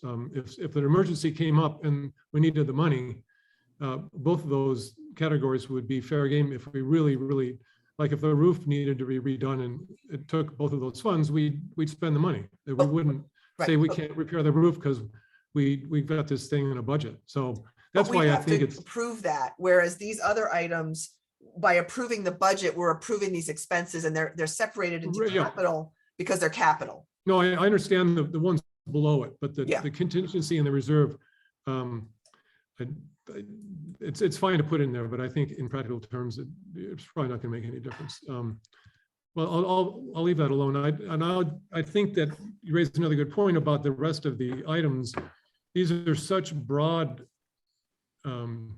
generalized numbers that I can't believe those are real numbers. It seems like these are individual contingencies in case you need to buy it. Like, do we need $50,000 of furniture or station, or I don't know, 95,000 for, I guess, park building improvements. That's probably based on something real, but other park improvements, 50. They're such round numbers that it's hard to believe they're based on any reasonable estimate. It's just somebody pulled a number out of their hat, so to speak, and put it on paper. Well, let's have them expand on that. Well, I think those are estimates. I think they relate, and I can ask the chief about this too, the potential temporary move and the needs for, the current equipment in the offices is very basic, and there aren't desks for everybody. And there isn't equipment for everybody either. And I think part of that is for the move to a new location. But I think the chief may know, or maybe Lisa knows about more than I do about those. The computer system is up for, I think there was a recommendation from that, and I believe Lisa knows about that particular one. The phone system is a new one that if you've had experience with the district phone system, you know, it doesn't always work properly, and we've had some difficulties. And so that's an upgrade, but that is a guesstimate also. It's not we don't have a bid, we don't have a quote, we just put some funds aside. But when they were ready, once there is a proposal, that would have to go to the board, and Okay. funds would come from this. Well, That's what I wanted to make sure is, if any of these monies were to be spent, on such a large amount, that it would come before the board. And so the numbers are there, sort of a placeholder to make sure we've got a balanced budget, but we're not committing that $50,000 could be spent without any oversight from the board. Right, unless except for the police items, maybe the chief wants to speak to that. That's the 963 and the 966. Those are different than the other items. 63 through 67, 963 Right. through 67 are all police related. Yeah, the 960, Call from 70. I apologize. 966. There's a lieutenant calling. Wake up call. 963, patrol car accessories. That was included for the in-car camera systems and an additional LED light bar for the back glass of the patrol cars. As we buy this new technology, we begin to learn that the new technology may not be as good as the old technology was. The LED lights don't broadcast up, side, or down, they broadcast direct. So when we outfit the cars with the LED bars on the top, if you're coming over a hill, there's a higher risk that somebody will rear end one of those patrol cars, and I don't want the officers to have to go through that. So we're going to add additional light bars to the back of the fleet for extra safety. I think the additional in-car cameras is extremely important. The body cameras have been very effective, so I think the in-car camera systems as well would help us out. So that's what that 560 or 963 is for. Personal police equipment asset. We're going to have to replace some ballistic vests in the future. The ballistic vests only have a 5-year lifespan before they are expired. So, and they're fairly expensive, and we do issue the officers ballistic vests. Traffic equipment. I added that in there because I wanted to put more of the flashing signs throughout the city. I also would like to procure a towable traffic trailer that actually has signs on it. You can change the signs. They're very effective, and we could have used it yesterday on Oberlin and the Arlington desperately with what happened out there. So those are the items that I want to put, make district assets, the traffic signs, and then a towable traffic trailer. Station equipment 967. It's a rough estimate on what we're going to need to turn the patrol room into a patrol room. It's just a guess, just using deductive reasoning and training and what certain things cost, and extruded a metal cage to store the weapons that we have. Those have to be stored in that building. The expense to make the building would far exceed the cost of buying a storage compartment for it. We need equipment in the evidence room as well. When the officers are processing evidence, there are some things that have to go in there to prevent the evidence from contaminating the rest of the building. There's some computer equipment in there as well. Some of the computer equipment, as some of the district staff can mention, is failing. When they were procured, I think they're 4 years old or 5 years old, but we're resetting them quite often. And, you know, the server may as well. And the upgraded phone system. Yeah, we need something called a voice over internet provider phone system. Right now, we have a phone system, believe it or not, that actually slows down when there's too many messages on the system. So it is one of the old style phone systems that has a phone cord that plugs into the wall. So a Cisco system would benefit greatly, that modular building for district staff and police staff. And again, that is just a guess. It was a guess on an upgraded phone system, but that is a necessity for that new building. In fact, I don't think the infrastructure is even in that building right now to plug our phones into. Director Sheriff-Watt. Lisa, I apologize. I don't have it in front of me, but could you tell me do you have what 972 and 974 were last year, what we budgeted?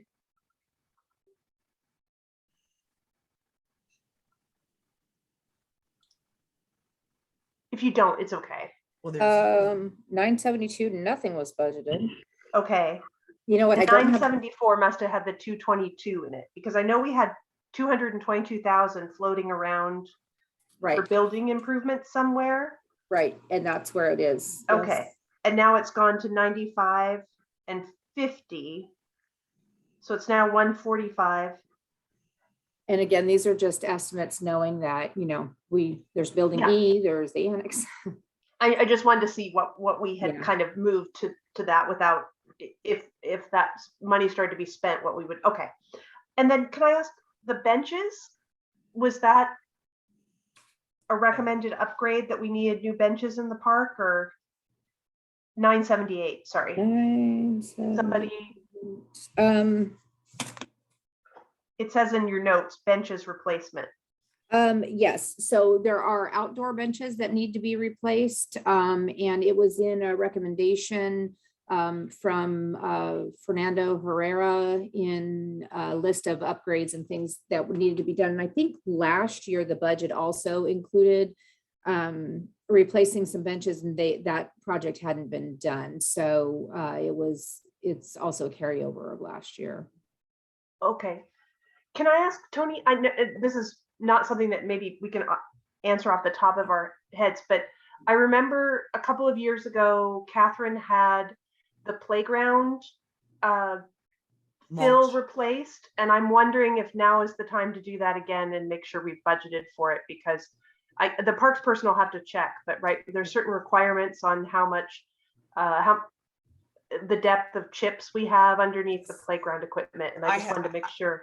I want to thank you for bringing that up. I had a citizen who also asked me to bring this to the attention of our, of our staff to, it's probably time to look at that. And so I would like to make sure that is considered for the coming as soon as possible. That's both the ground and the equipment itself. Is that correct?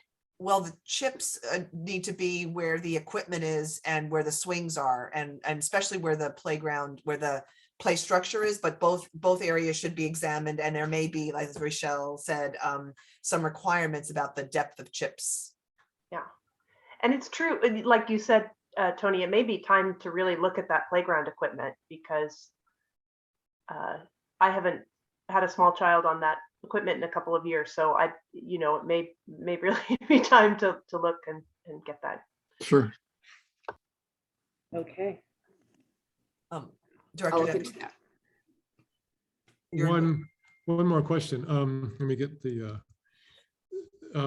there's a retaining wall in front or on the side of the tennis court that leaks a lot. And in the winter, especially, there's water that gets onto the court, and it eventually damages the court. And I know this has been brought up for many, many years. Is there any plan to address that? Because resurfacing a tennis court, of course, is an expensive undertaking. So is that part of the park improvements? Has that been This is actually the first I've even heard that there was a leaking problem on the tennis court. I went to the park with Rick Benson, and we did look at that. I think it's worth having someone look at it, though. There seems to be a weep hole that may be placed poorly, for example. It just seems to, and so I think it would be worth looking at. I also thought that to the extent that there is water on the court, we may want to consider getting those kinds of, I think we may have them. Sorry, what did you say? The squeegees. Yeah, the big squeegees. I don't know that we have them. I can't remember now, honestly. But if we do, they may need to be replaced. And if we don't, we should think about getting them. Yeah.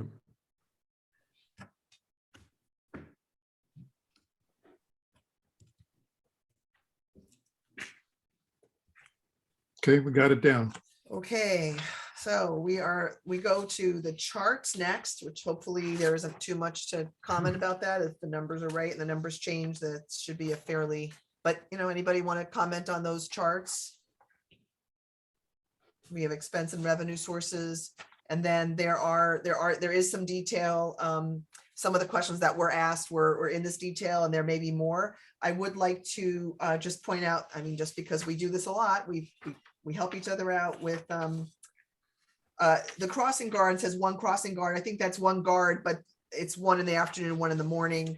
And then on 602, there's a typo. It should say single line. And on 6, Hold on. Sorry, okay. I can't turn pages that fast. Sorry. 602. Yeah, it just should be a typo. It says it should be single line. And on landscaping, sorry, no. On landscaping, on removing trees, I think that's just sort of a general thing, unless there are specific tree removals planned. There was one on the end of Windsor that has been noted as dead, and I don't know if it's been taken down yet. Fernando did let me know. I did talk to him ahead of time, and he said that he wanted to budget again. He said there were several trees that needed to come down, similar to a project that was done last year. He felt that some other trees needed to come down, and I haven't seen the scope of that project at all yet. We'll want to make sure that, those bids are probably going to be over the GM authority, but even if they're not, I think as a rule, because it's a sensitive matter when people take trees down, whether they, are dead or not. We should at least know about it in advance. And then page 816, I'm sorry, no, page 4, number 816, office supplies. I think you just meant to say normal office supplies or, general, but not Normally. normal. Yeah. Normally office supplies, yes. Right. Okay. And again, I would like to make sure that in this area, we do add printing and publication for the district. And then I think under 974, well, it's related to 974, which is park improvements. We get a rec report generally monthly or at least quarterly from KCC. And I'd like to make sure that as we move forward with the park, that our park administrator is also noting, that we get kind of a report to the board about what's going on with the park as well, because the chief generally provides a report and the GM provides a report. We don't really need much from the waste management side, but the park is an important thing that we do need to get updated on, I think, a little more frequently. When you say what's going on in the park, what are you looking for? Some specific Like information? maintenance, maintenance Maintenance. issues. I mean, they do come up from time to time. I mean, I just want to make sure that that we're noting those things more than just, I mean, there's lots of things going on in the park and we want to make sure that we are just aware of what's going on. It may not be monthly, but we just want to make sure that we're communicating regularly around the things that are happening in the park. Like, Sorry. it's okay. Yeah, I would suggest that with that new, if you approve that new position, that become one of their duties is to provide a monthly or a quarterly report as to the projects in the park, what needs to be done. And then also, if I can jump back just real quick to the capital reserves and what Director Duffy was saying about, things just being spent. I do believe, and I don't know if it's in writing, but it has been discussed, a spending policy that anything over, no matter what category it is, if it's not, salaries or something like that, anything that's going to be spent outside of the normal operations would come to the board for approval for anything over 10 or 15,000. I don't recall whether there was a specific policy. We have a policy in place now that under COVID for emergency expenses was raised. I don't know that we've ever changed the general manager's authority. If we haven't, we should be looking at that if it's still 5 or it's been raised. I know under COVID we raised it, but that's something that would be worth having the board looking at early in the fiscal year. Okay. Director Deppie. The crossing guard, does that person work for the police department? No, there is I can speak to that. There is a contract with another organization, and it's a contract that we as a district, but it's done under the purview of the police department because it is sort of a public safety issue. I don't know if there's any other reason to change it. The district, it's a contract that we sort of we have a contract with this organization and we oversee it and we pay for it. And is that all times of the day, or is that mainly for school? It's just for school. It is in the mornings from about 8:15 to maybe 8. I don't know. I don't know the exact time. And then in the afternoon as well for the regular dismissal times.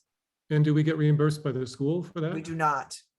No, we made a choice to take that on a couple years ago. I don't know if you were on the board at that time. I can't remember. I think it was before my time. It might have been. And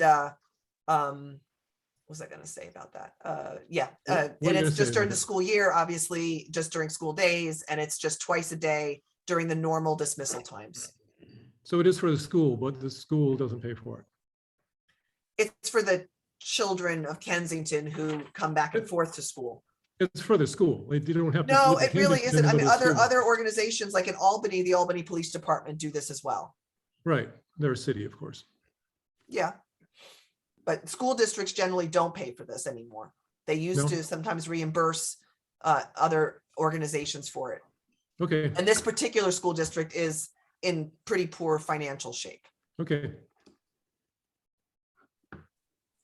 Director Sheriff Watt. It happened, Chris, in 2014. the school district was paying for Kensington because we were not getting a resource officer at the school.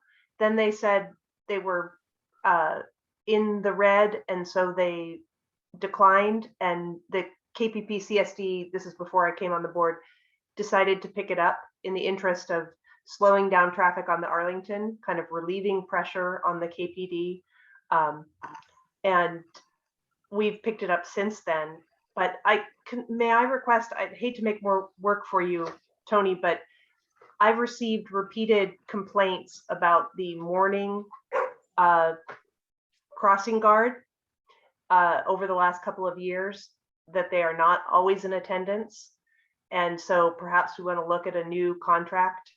No complaints about the afternoon. That person is stellar, but I think always needs to be alerted again if we sign with them, that if we get more complaints, we may have to end the contract, because I'm getting a lot of complaints with parents that if it's inclement weather, the crossing guard isn't always there.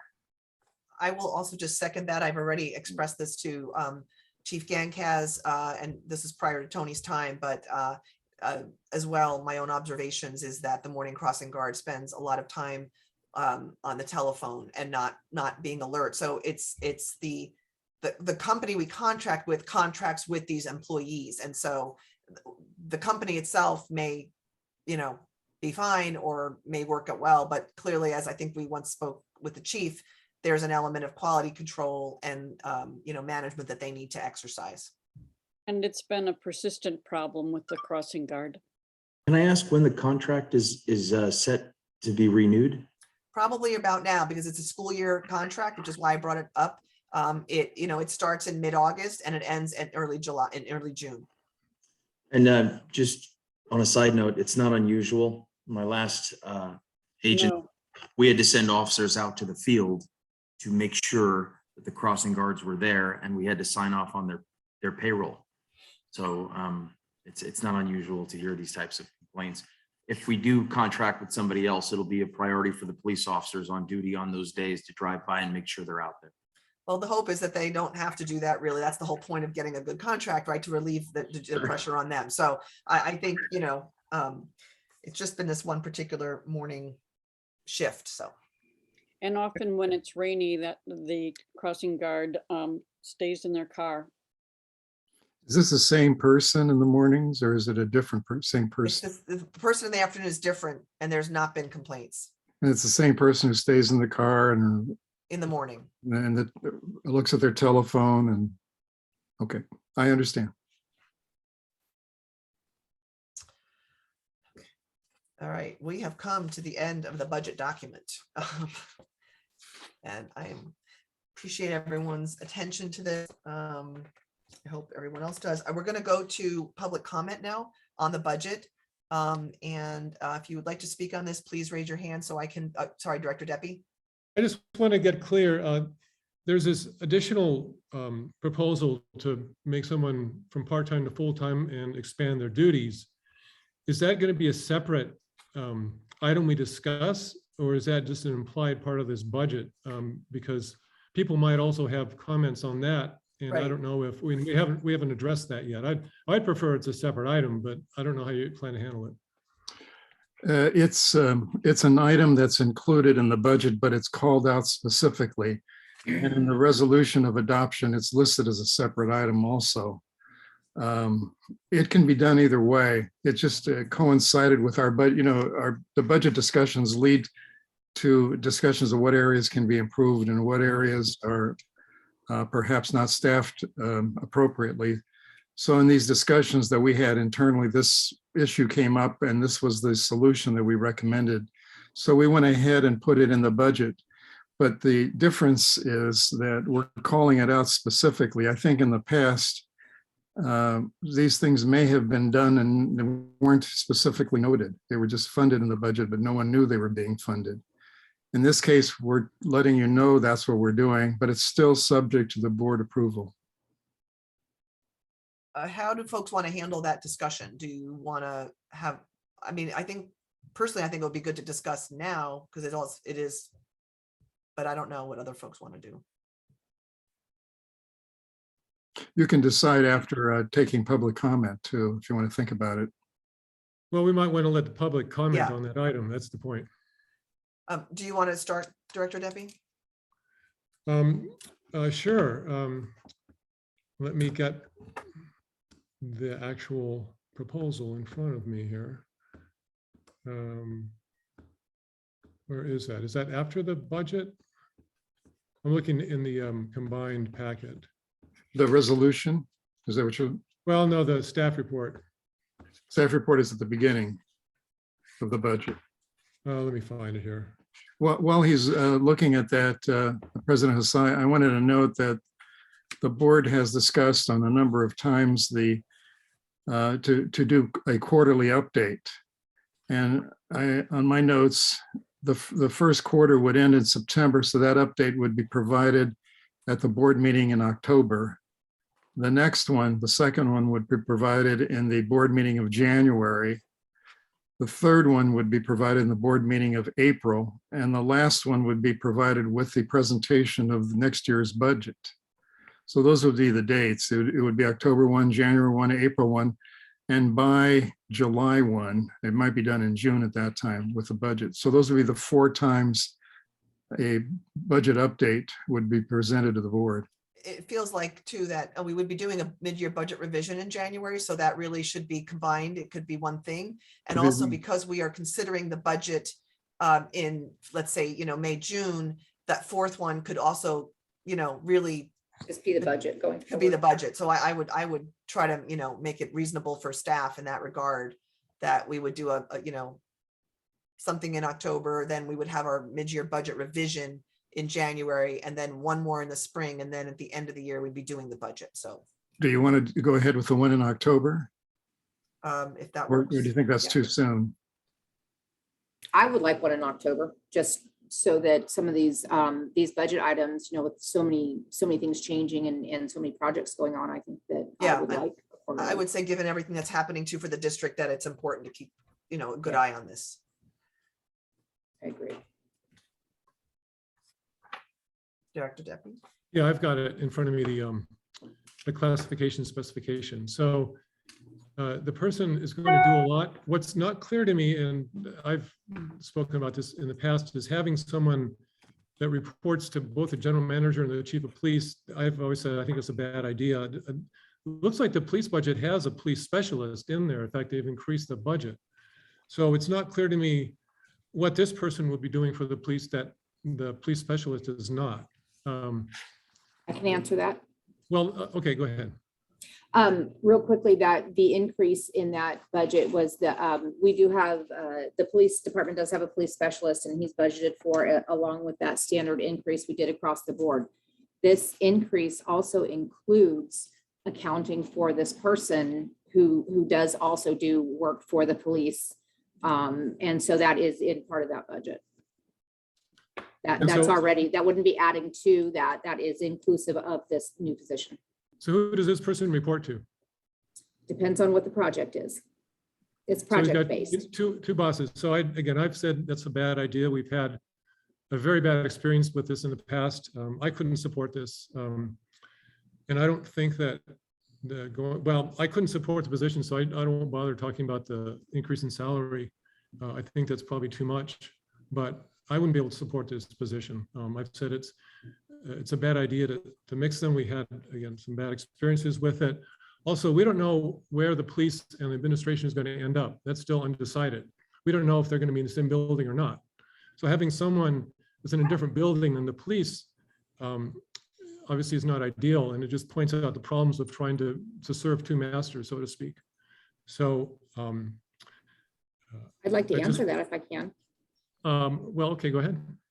Well, I can tell you that the majority of the reason to expand this position is because of the increase in the perks responsibility.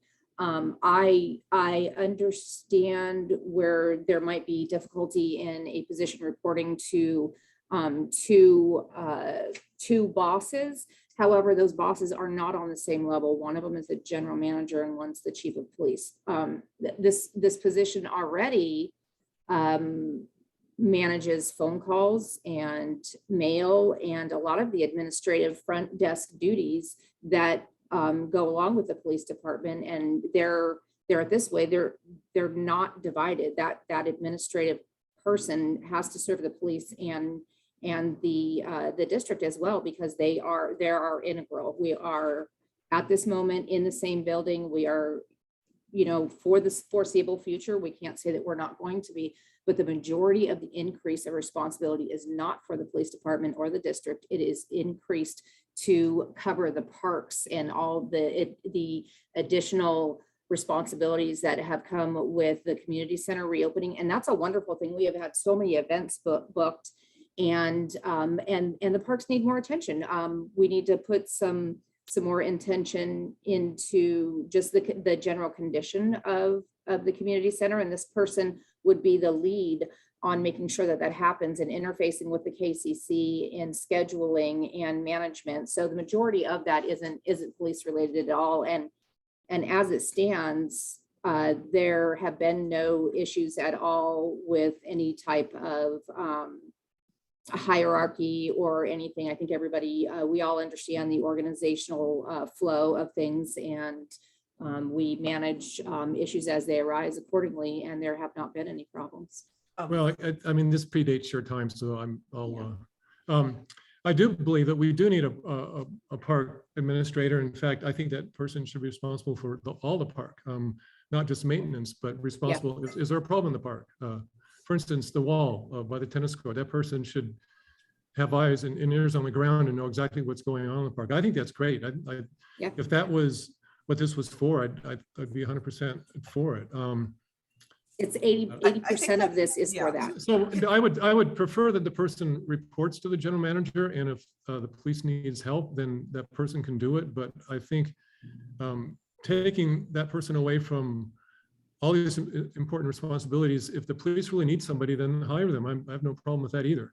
But splitting that, again, we've had in the past some real problems, and I don't see it working. Now, I doubt if I'll get much agreement on it, but let me go on something that maybe people will agree on. I think they should have oversight over all park buildings, not just the community center, but the annex and building E. So I prefer that instead of oversight for scheduling, cleaning, repair, blah, blah, AV system at the community center, just replace that with all park facilities that we've got, because I think someone has to look after building E as well, like you mentioned. Yeah, exactly. I think that we do need one person dedicated to the condition of everything in parks. Yes. I know there are other hands up. I just want to try to address one thing, because I do think that what we had in the past is different than what's being envisioned now, if I understand correctly. And so, for example, the service to the police is the very routine administrative stuff. I'd like the chief to talk a little bit about this police specialist role, because I believe, if I understand correctly, that might be Officer Siebert but the tasks that the previous police specialist did around evidence, around training, around other things are not planned, if I understand correctly, to be handled by this position. This is basic administrative support to the police that is being done now. And primarily, Chris, what you're asking about, which is, great. We all have felt for a long time that there isn't enough attention being paid to the park. And, and so I think that is what is envisioned. So I don't think that the tasks that were done by the previous police specialist is the same thing. I'll just put those 2 cents in, then a Director Natoli and General Manager Constantoros. Well, my comment is somewhat what you just expressed. The past was a problem for reasons totally independent of reporting to 2 people. And I think the vetting that's being done now is far different than the vetting of the past. And I don't think our roles as directors should micromanage. And if the administration wants a person with this combined set of responsibilities, I think we shouldn't be micromanaging that. We should allow them to try this out. And if it works, great. And if it doesn't, they can figure out how to fix it. General Manager Constantinos. I was just going to note that having two bosses is terrible. If any of you have ever had that experience, it can cause conflict and competition and questions of loyalty. It's a terrible administrative idea. Now, in smaller organizations like Kensington, it tends to be more common because they are smaller organizations because they're of the limited staffing. And that, in fact, that has been going on already. We're not changing anything with the two bosses. The police chief does supervise this position for certain police duties. And Lisa actually supervises the position for the remaining responsibilities. So that isn't changing. What's changing is the additional functions of the park and park maintenance and community center coordination. Those are only the real changes. It seems to be it's not ideal to have two people supervise a single position, but it seems to have been working with this position without any problems since that I've noticed. I would also say that to remember that since the pandemic hit, we reduced these responsibilities. One reason we went to part-time and we reduced a lot of these responsibilities is that the community center wasn't open, there was no public interaction. All that has changed. I have gotten some, comments that we could use a little more oomph behind the community center rentals. And, so I think it's partly reflective of the fact that we are coming out of some of the worst of this, and that the community center was able to be reopened, and that the community center was renovated and available again. So part of that is a reflection of what's happening in that regard as well. Any other comments, questions about the position? All right, so now we'll go to public comment on both the budget and this position. I would ask that folks still keep their comments to 3 minutes. We'll take these as kind of one combined item. And please raise your hand if you wish to speak, so I have a sense of timing of our comment period. Right now I see 2 hands up. Is anyone else planning to speak? Okay, we'll start with Jim Watt. I'm going to allow you to talk, Jim, and you are should be able to unmute yourself. Yes, good evening. I have a number of questions, and I'm going to be very, very quick because you want to keep me within 3 minutes. Let's start with the salary. I look at the difference in the salary for the previous year and this year, and I see that it's increasing by $271,000. But we're adding 3 officers at the highest step. The highest step paid to officers is $100,000. So it should be at least $300,000 in salary, and then included in salary are some other benefits. So I think this understates the amount of the salary increase. But that's not the most important problem. The biggest problem is that we have a MOU that expired 11 months ago. That MOU is going to have to get entered into here shortly, I would assume.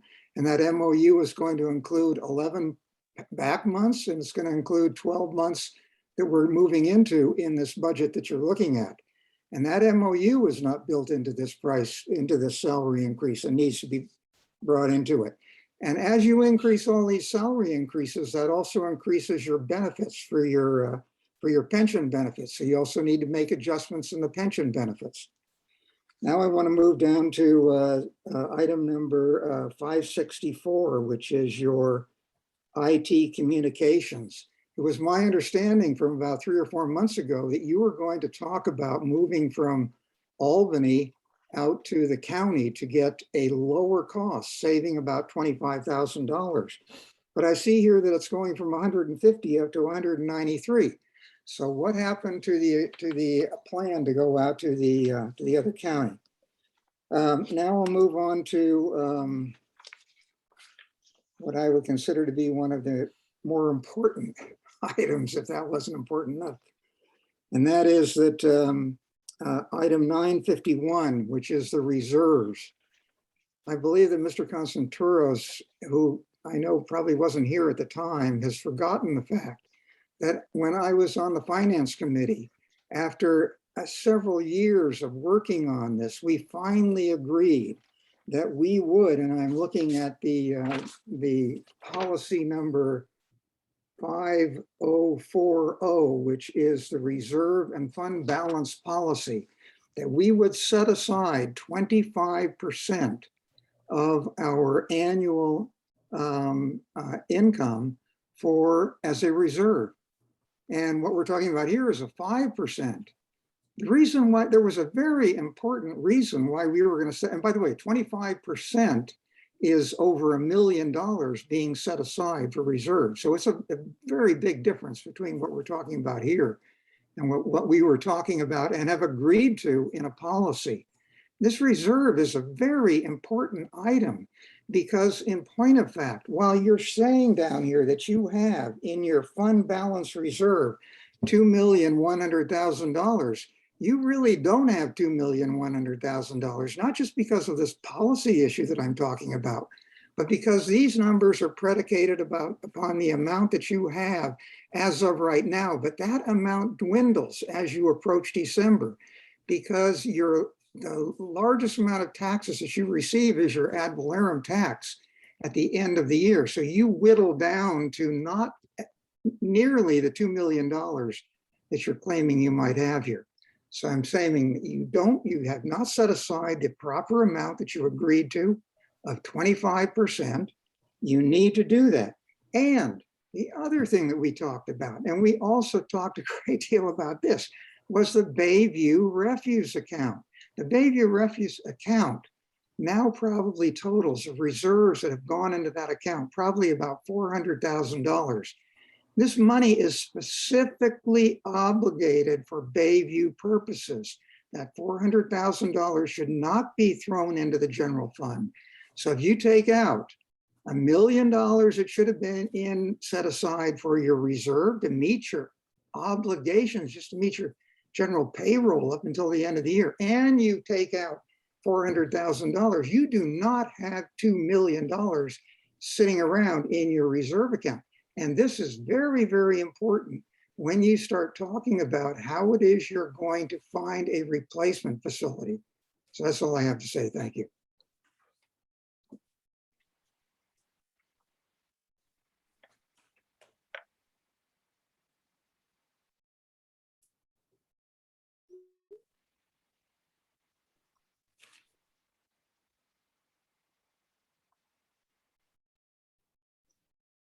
Oh, sorry, Paul or Vita Doro.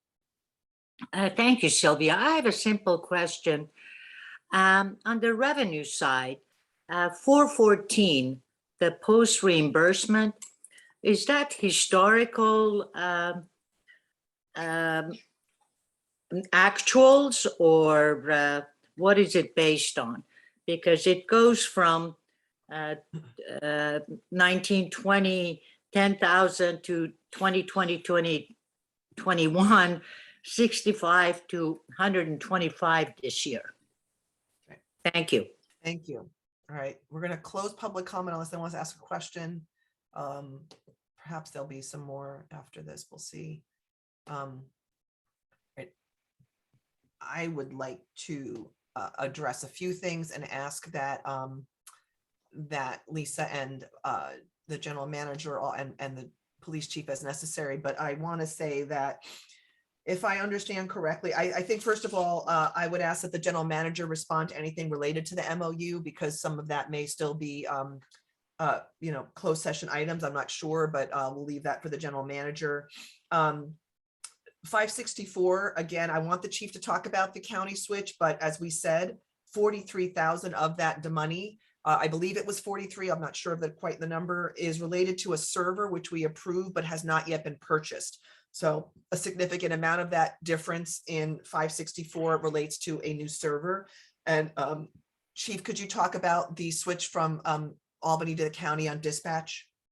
Yes, President, it's still in the works. The county is performing an assessment of our needs, and police specialist that I spoke about has been assigned to work on the program. It's still in the works, and I do believe we're going to save money when this is complete. Right now, I'm thinking about holding off transferring dispatch services, or at least delaying them until we get settled in at our new facility. We're taking off a big bite right now, moving an entire police department, and to change dispatch services at the same time would be quite difficult. So we're still working on it. We're still going to pursue that, and I believe we're going to save money. And was the saving of money, if I wasn't sure about this, if we had not, if I recall correctly, it's not that we were going to take what we were already paying and it was going to be less. It was that if we stayed with Albany, we were going to be required to invest in a whole new system, which we're not going to have to do if we go to the county. Am I remembering that correctly? Yes, you are. Couple different things. The main point of the transfer of services, we as a police department in the state of California need to obtain a CLEX license to serve our community properly. We don't have one. We haven't had one since 2017. We cannot get one. Albany's in Alameda County. We're in Contra Costa County. It's very difficult to do. In fact, I'm not sure the Department of Justice would even sign off on it. So that's the priority, is to get the police department up, running, and where it should be with a DOJ license. Okay, thank you. So I hope that responds to the question. On the reserves, I want the general manager and Lisa to comment more further, but the fund balance, if I understand correctly, is completely what it is, and the rest of the budget is an operational budget, and it is in and out and separate from the $2 million that we have in reserve. So that is my understanding. If I'm incorrect, please correct me, but I would count that $2 million is in fact correctly reserved, and that in addition, we've set aside the other 10%, really, if you want to, call it, but I think that the contingency still serves quite a bit of the same purpose. I also would say that we've been over the question many times with the general counsel about the Bayview contract. We will not address it any further. It has been clearly stated that it is appropriate to be part of the general fund, and it has been brought up over and over and repeated over and over. So I would like to ask Tony if you could address the issue around reserves, and again that percentage policy, and is that reflected accurately in our current policy and procedure manual, or did we do something that may have overridden it? Well, there's nothing in the policy procedure manual. I did just check. And nothing in there in the budget section or the reserve section requires that we maintain a 25% operating reserve. That policy would supersede any earlier adopted policies. I don't remember seeing a 25% requirement, but if it was in existence and we didn't cover it in the new policy 2000, then it was superseded. I think we should, yeah, okay. And it's possible that it had been adopted by the Finance Committee and not by the board. I also did request research on this matter. And so I do think it is worth continuing to go check that. And, we could revisit what we have in the current policy manual if in fact it did supersede something that the board wants to reconsider. And I'll ask for Director Shara-Swat and then for General Manager Constantinos. We did adopt a reserve policy on the Finance Committee and the board. So the P&P manual probably overrode that. So that would be something to come back to us then. And again, General Manager Constantinos. And before discussing the reserve policy among the staff, we did check with the general counsel, who informed us that what she just summarized for the board, that we don't have one that lists a specific percentage. So we debated this among ourselves, and we actually did talk about the 25% number also. So in just among the staff, it's in our discussions, I was the one that was a little more conservative and recommended the 5%. So that's where that came from. It's just a staff recommendation, but we're not obligated to have anything in reserves in our policies. And can you speak to the fund balance? Oh, sorry, General Counsel. I would say that it says that it shall account for reserve, excuse me, let me get to the exact language, maintain minimal operational sustainability in periods of economic uncertainty or unanticipated events. I would say that that language contemplates that there be some reserve, some rainy day fund, so to speak, but it doesn't set a minimum. I think it got lost because I also had recalled a policy with a percentage and we were, tracking this down. And so I think that it may have been superseded, potentially in error with the new policy and procedure manual, but I would Well, like to have, sorry.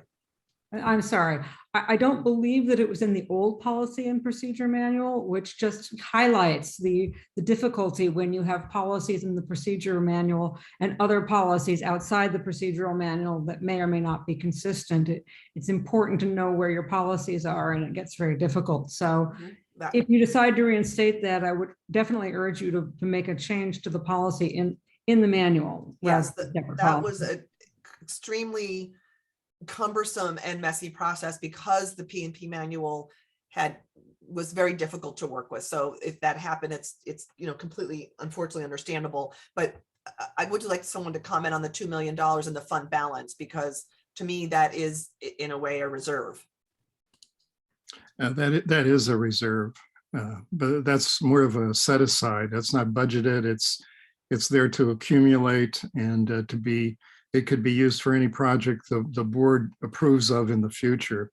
It's not budgeted. Can you speak to the contention that, around the cash flow issue, but the operational budget is an inflow and outflow budget with a net positive, and that $2 million is not part of that budget. We're showing it here, but it is, you could take it out and it doesn't change the, we still have the budget without it. We put it in here specifically so people could see that we have that in a reserve in that fund balance. But our budget is an operational balanced budget. That's that correct. Takes into account revenues and expenses. That's correct. It stands alone. It stands by itself.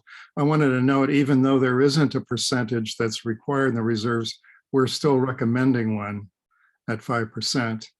I also want to address the MOU question that was raised earlier. We do have a tentative agreement with the Police Officers Association. We hope to bring an MOU to the board at your next meeting on July 14th. We don't have a final copy of it yet available, but our goal is to bring it to that meeting. And having access to the information in the MOU, we did include it in the budget. So the budget includes the settlement with the MOU, but it does require final approval by the board to be enacted. And the chief may want to talk about another question, the post reimbursement. I believe that internal procedures have improved significantly, and that our reimbursements have increased basically by improved training and improved accounting that was instituted by the police management. Yes, sir. Due in large part to a very, very capable sergeant. He's now in direct communication with Post. So anytime a training takes place, that sergeant comes to me. And my first question is the state going to pay us back? And more often than not, that sergeant has gotten at least 80% of what we've spent on training reimbursed back to the district. It's all done electronically and it's all tracked very, very closely. So, sorry, that was a difference to get to Director Deputy's point, that the previous police specialist handled that, and now that is being done by the sergeant. And Lisa, can you talk about the reimbursement thing? Because that was an issue, I believe, that was incorrectly shown in previous budgets. And so basically there are state reimbursements for most of this post training. That is correct. Not only has the post reimbursable training increased, but in prior years, when the post reimbursements were coming in, the accounting personnel were actually crediting that to the expenses to keep it within the police budget. And so it was like falsely reducing the amount of training, the amount of money they were spending on training, and it wasn't accurately identifying how much of it was reimbursed. So this is a concerted effort by the police department on the accounting side, and Sergeant Knapp definitely on top of all of this.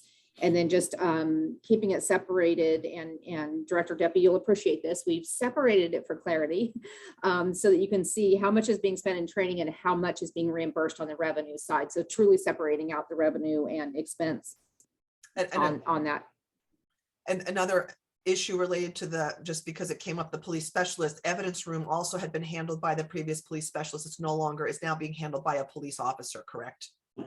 Well, that police specialist had to and is still cleaning up the aftermath of that evidence room. We appointed him specifically to that. And if you remember, the annual report showed the 3 circles of compliance. That's what that police specialist was hired to do. Right. So again, it's a separate, it's a different position than it had been in the past. Yeah. And then the last question I want to make sure, or at least point that one of you could potentially speak to, was around the salaries. I didn't quite understand what the concern is around the 3 officers at the, we budgeted highest steps because again, we do pretty conservative budgeting here.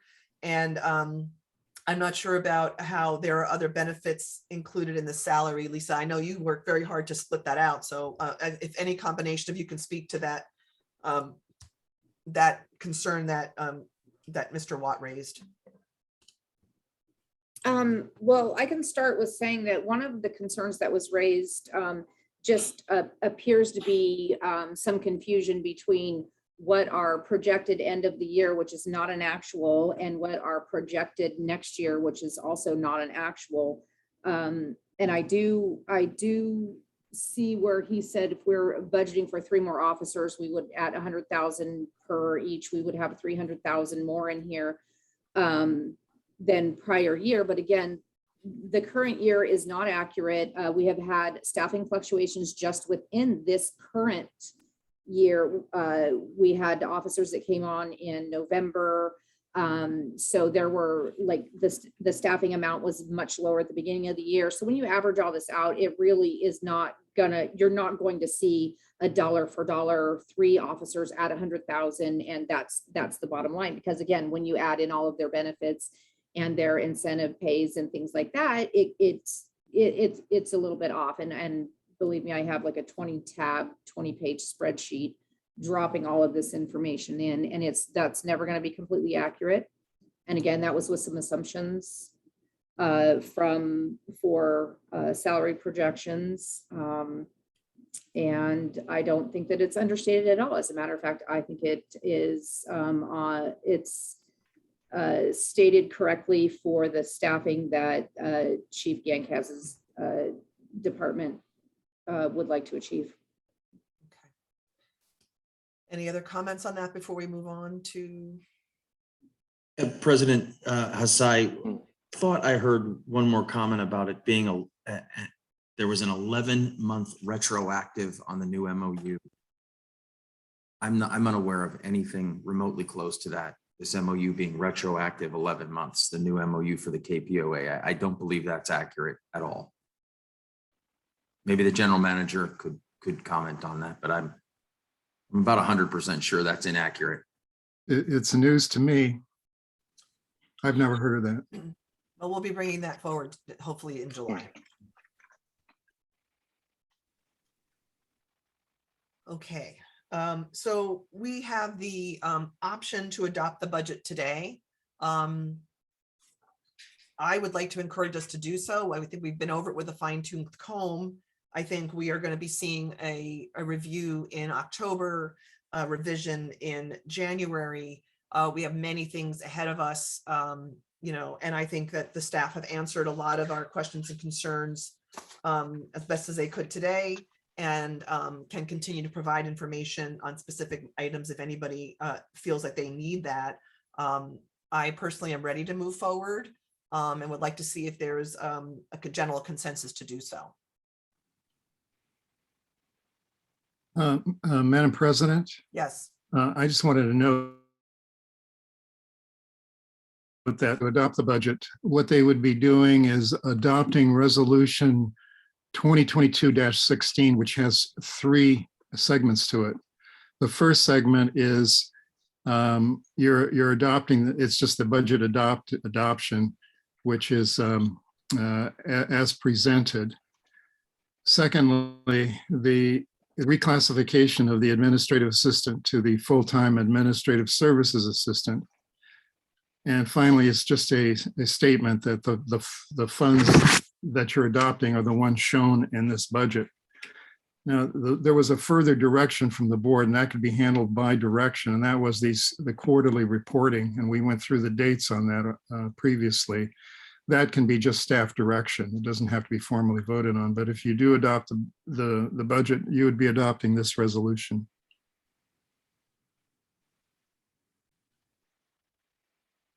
Okay, I mean, I can call the question unless there's any more conversation. Well, I have a question, or I have an opinion, and that is in the debt expenses, which Lisa says that you need a couple weeks to get those numbers fleshed out. Yeah. Is that correct? And Yes. but we're talking there's enough change because there's zeros that the budget can no longer be balanced, right? Do I see that? And we may Correct. have to actually go back through this line by line, perhaps make some changes. Are we not looking Well, at that? Not necessarily. I think what is going to make a bigger adjustment difference is actually in the under the police departments, the 500s, in those GASB lines there. Those are completely overstated because I'm using historical information. And I know that has gone down quite a bit because you guys did purchase the bond to reduce the liability on that. So that will go down. I just need to get the figures on that as well. So I'm really hoping they offset each other. If not, we will look at other areas to cut. We definitely will have to balance it one way or the other. So. Well, I guess the question is, if we delay this till July, how much of a difference will that make in fine tuning the pension obligation bond numbers, the GASB numbers? I think what the board can do is direct the staff to balance the budget. I mean, the numbers are, there's some changes here. The changes can be continuous, but we're going to cover those in the quarterly reporting. And then report back to you the final numbers that show a balanced budget. Now, if the staff is unable to do that, then it has to be brought back to the board. Well, I mean, and these are some cases where, I mean, policy decisions will have to change. We'll just say that we need to cut something out of something that we, may not want to, but we may have to. I don't know why. I would rather see more numbers. And I like to see the two sections that Lisa, you were talking about, those numbers more concrete. Yes, before I would feel comfortable, really. And so I would rather move this forward in July. That's my opinion. Will we have those numbers by July? Absolutely. Director Deppie? I think arguing about whether this is balanced or not is a little silly because there's so many numbers in here. Police salaries for one, the whole capital projects. I mean, some of those are really gross numbers, gross in terms of generalized, not ugly. So I'd be happy adopting it with a quarterly review because I think until you get to the quarterly review, a lot of these numbers might change. There's so many guesses in here that we can call it a balanced budget, but we have no idea if it's balanced, and we won't know for a while. And so I think delaying it, I wouldn't want to have another meeting on this. I think we've gone over it enough. It's close enough. I'd be fine adopting it now. I don't see any reason to wait because it's not perfect. It's never going to be perfect. Right. So I would agree. I think we could add the direction to balance the budget. And we've talked about particular areas, for example, police staffing, if we know it's not going to be achievable, that's one area where you could make an adjustment and pretend, so I think that may be enough to cover it, frankly. Yes, and you had suggested a calculation that would work as well. Well, there's been two suggestions. I mean, one was taking a whole quarter out, knowing you're not going to be fully staffed for the next quarter. And Director Shara-Swat was even like looking at month by month. So the 12th, yeah. I would agree with Director Deppie. We've been over these really with a fine tooth comb, and budgets are what we're looking at. They're never perfect. They're the best guesses you can have. And in some cases, those numbers just weren't, the GASB numbers may not have been available. So I'm comfortable moving forward. Is the rest of the board comfortable generally? And I'll do the formal resolution, but I'm not interested in pushing it if, there's hesitancy. I agree. Okay. Move forward. All right, well, that's enough for me to go on. So I would like to make a resolution that the board adopt resolution number 2022-16, a resolution of the Board of Directors of the Kensington Police Protection and Community Services District adopting the budget for fiscal year 2022-23.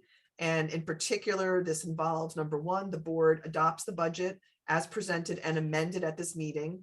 Two, the board of directors reclassifies the temporary administrative assistant to full-time administrative services assistant at $35 an hour. And that the sums of money therein set forth are hereby appropriated from revenues to the district, to the departments, functions, and activities therein set forth for expenditure during the fiscal year 2022-23. And fourth, that the staff move forward in a way to balance the budget. I'll second that.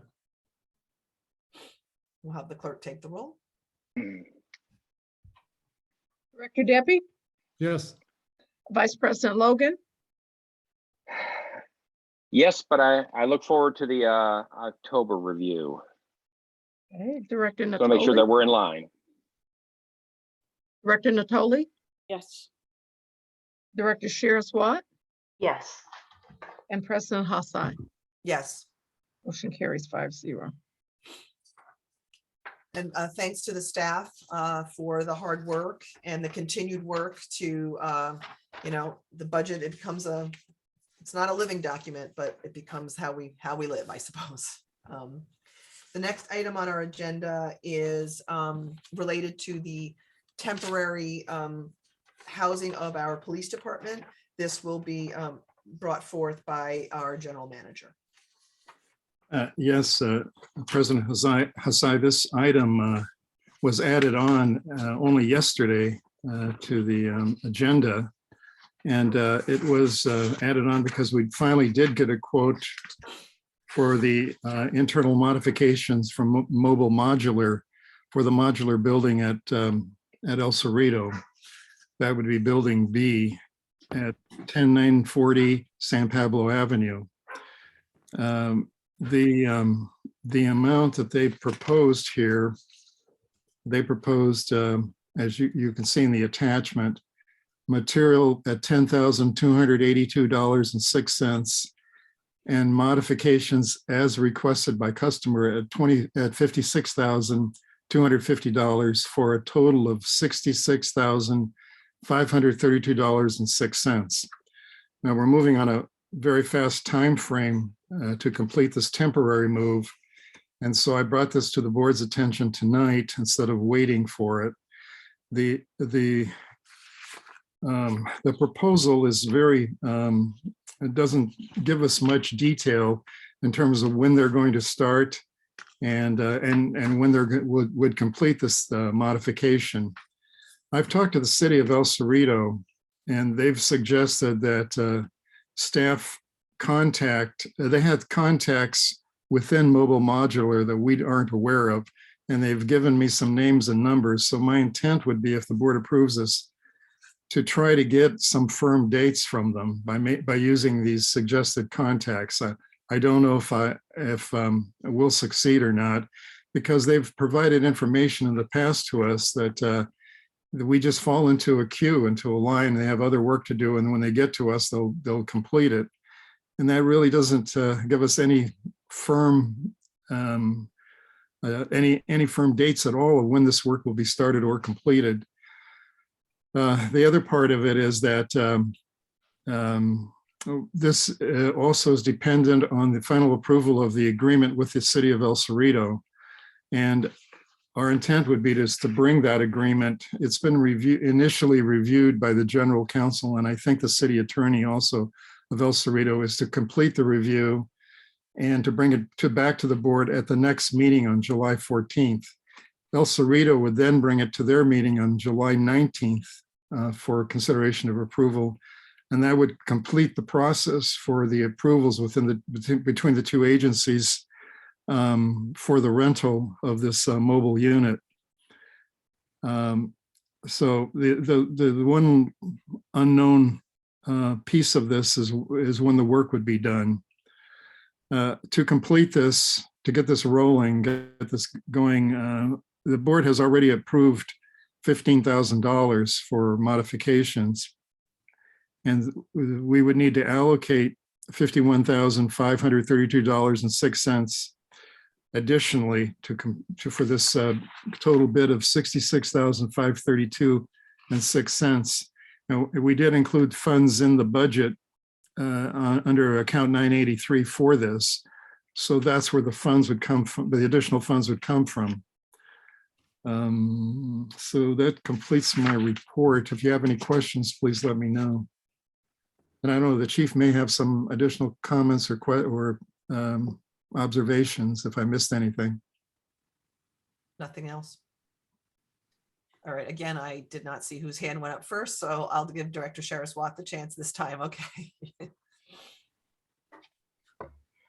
Just wondering why the dramatic increase? Do we have poor information about costs before that? You know, before we were told maybe, I think it was GM Benson that he thought it would cost no more than 10,000, and we were. I think that was the materials number. I mean, I just want for the community and to make sure, you know, I'm not saying it's unreasonable, just wondering what happened. I might be able to answer that question. I do believe President Asai is accurate. Speaking with the contractor, you know, he does the work, and that work is about $10,000 or $15,000. The materials come from the owner of that facility, which is in Livermore. So the upgrade and the construction costs, I don't think Mr. Benson probably figured that into this. $15,000 to remodel a commercial building into a police department is extraordinarily low. So that's where I think the mix-up came. Director Debbie. Right. First of all, I like the term demodification. So typically on a quote like this, you've got specifications. It just says modifications as requested by customer. It doesn't talk about demodifications cost. Is there anywhere that's not in this packet that you received that details what those modifications are? I mean, I wouldn't want to sign a $56,000 contract with just a line item that says as requested by customer. That's recipe for disaster. So do we have a list or, you know, some write-up of those modifications also, so we know what's being done? We do, and I think the chief can probably answer that question. Well, it'd be nice to see them. I don't, in writing, I guess is my Like, point. is there, for example, a list that you provided to this company, Chief Gankaz, that constitutes the request that we've made? Like an exhibit A, so to speak. Yeah, in a sense, I, along with other staff, were down at that modular building at least 15 times with tape measures, tape, laser sights. We measured this out or at least come to 4 or 5 different variations of how this would work best for the employees in that building. When that was done, the contractor came out and made their own drawings. And the drawings that they made, they sent to Mobile Modular, who gave to an engineer. The engineer looked at the structure and said, this can or can't be done. They've approved it and sent it back to the contractor. Now, Mr. Constanturo said yesterday, that this came in yesterday, and it did because of many phone calls to them saying, where is our quote at? So we don't have the entire package or the engineering schematics for what they're going to do or a building materials list yet. What we got was an initial quote, and it is very thin, but they have based that quote on a design that'll house the police department and the members of the district. And what is the demodification cost? I believe the demodification is that building came in a generic fashion, and we're asking this company to change that. And we're changing it into something specific for our needs. So if they needed to release that out to a senior citizen's home, they would have to turn it back to what it was originally built for, a community center, I believe, with a very large dining room and a very large kitchen, which is nice, but not conducive to police work. But it says the quote includes those demodification costs. So what is that? What is that? I guess I'd like to see a lot more detail. I believe demodification is just that. They're going to take what we did if we leave that building, and they're charging us to turn it back to what it was. So, I mean, is that half the cost? I can't imagine it's half the cost. Well, it'd be nice to have that. I mean, that's my point, is that this is way too vague. We need that kind of detail, and also the specification that they're basing this quote on, because right now it's just as requested by customer. So, I don't know, I hope. Anyway, that's my comment. Director Natoli? Time is of the essence, and I'm very glad that Chief Gankaz put this on the agenda today. We have a notice from the fire district that they want a September 26th date to begin vacating the public service building with a completion by October 6th. So I'm not sure that we have the luxury to micromanage this. I think Chief Gankaz has submitted his diagram. We have the costs, and I don't think we can delay moving on this. General Counsel, do you have some advice here or some comments? I can tell you that if you were to authorize execution of this agreement tonight, I would still recommend that you do it subject to my approval as to form, because this is not a document that I would willingly sign without a lot more information about, for example, the exact improvements. We may have a list, but I would want them to be part of the contract. And I would also want something about dates. So you could approve it subject to my approval and direct me to make sure that the improvements are adequately described and that there are dates. The interesting question, though, is the demodification. Right, we would be committing to whatever portion of the expense is for adapting the unit to our needs. But as I understand it, one possible option on the table is that we keep the unit and move it to other property. And if we were to decide to do that, I think we need to know at the outset how much of the cost we would then be spared, because we got a lot of budget figuring out to do with respect to this move. So we need a breakdown of the costs as well, so that we know how much of it is definite and how much is contingent on our giving back the unit. Director Deppie? Yeah, I just want to say, I don't believe providing oversight as a board is supposed to do is micromanaging. I just wanted to say that. Yeah, I mean, I would agree with sort of both perspectives. That one, I mean, we know we're under a time crunch, and I think that, you know, folks have been working really hard on this for a long time, and there is a level of detail that we should be, you know, comfortable with, but we are under the gun. That's not an excuse to get sloppy. So I like the proposal, which we do with many contracts, which is subject to, you know, form and approval of the general counsel, because Anne's very good. She makes sure that we get what we need. And I think we do need all the things you mentioned. I mean, there should be an exhibit A with at least the drawing of what it's going to look like. There should be a breakout of what the demodification cost is, because if we do end up keeping this structure, then we aren't paying for that demodification, or we should get that back. And a timetable is very important, because, you know, they have to commit to something. And we've heard that it's not going to take very long to do, which is great, but we need to have some of that in writing. So I would be okay with that sort of an idea, like approving the amount, but subject to form. That means it's going to take some more negotiation and a lot more back and forth, but at least, you know, it will continue to move forward. Director Sherris-Watt? I agree with you. I think with Anne's oversight and Mike's input, then by having that, we get a 2-week jump at minimum on kind of getting in the queue, and that, you know, is helpful. Yeah. Director Deppie? Just one final question, schedule. So I'm assuming you have no idea, they haven't given any indication about when this would be completed? They have not. The contractor says he can complete all the work inside of 3 weeks, but we haven't committed to anything. So Mobile Modular is working predominantly on school buildings.